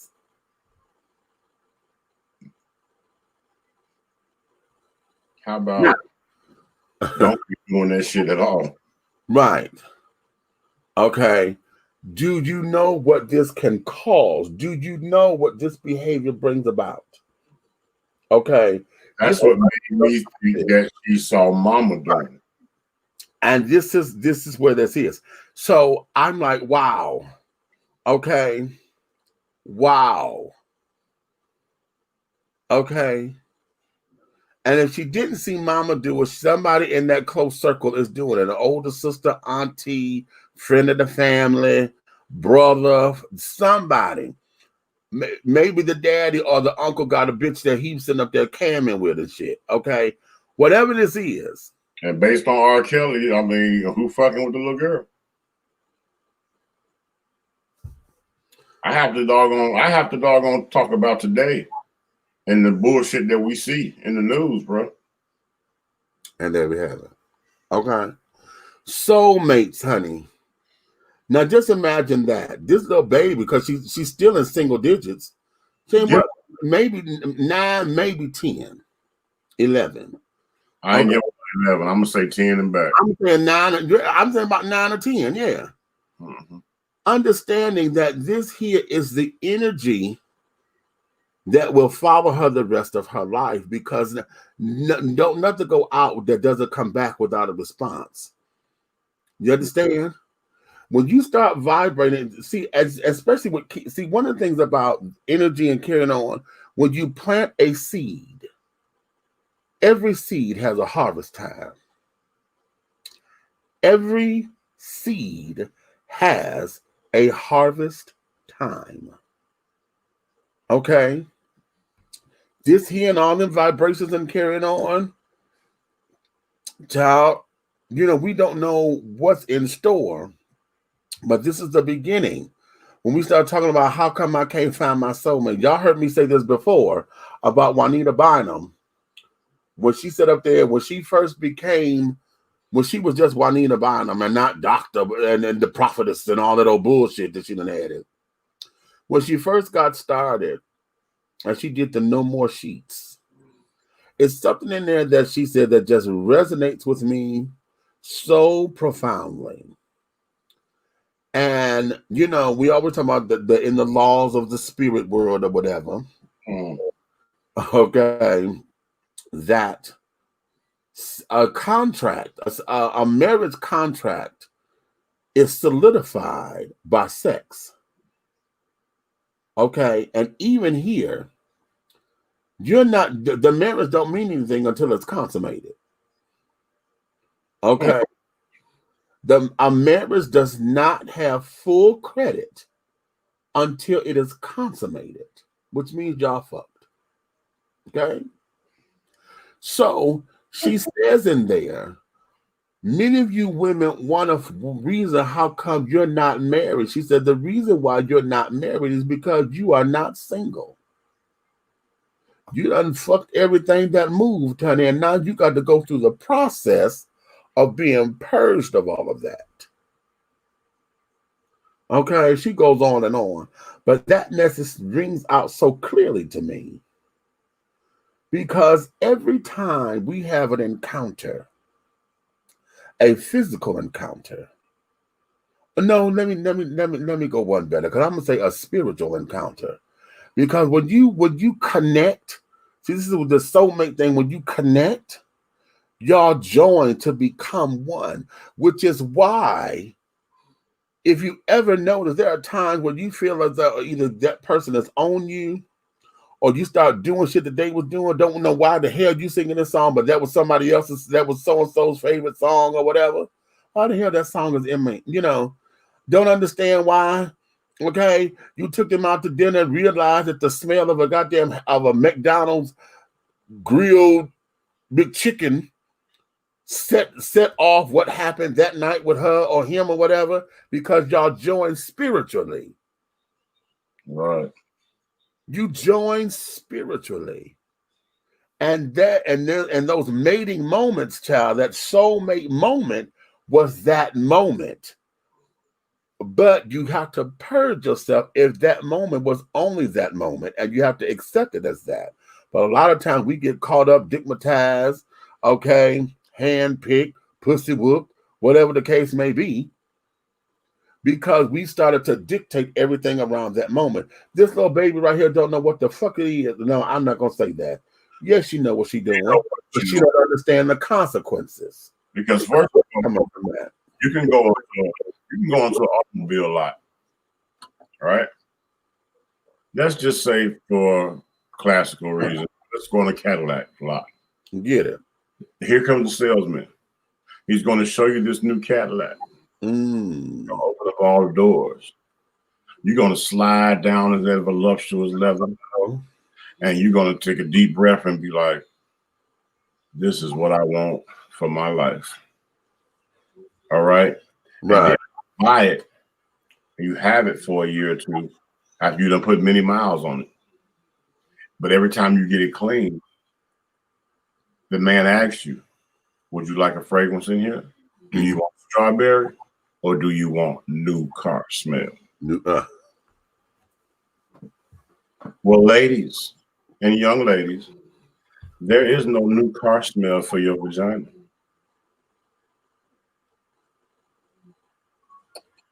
Figure that out.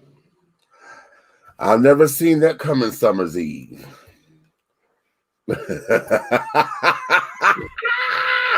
I'm just saying.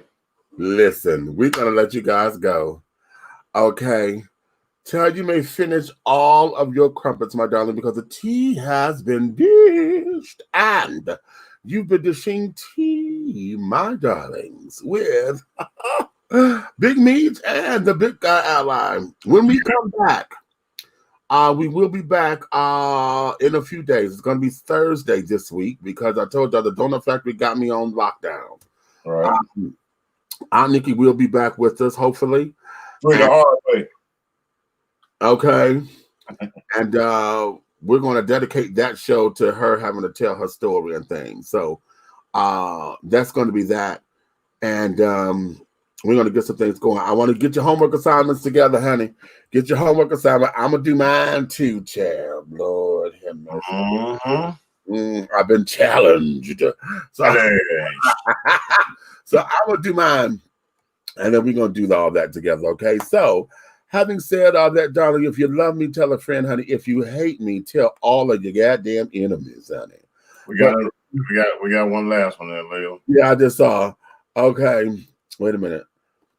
Great show as always, and I think Meech's voiceover for Men's Wipes commercial is gold. That's too cute. That there is too cute. But on that note, my darlings,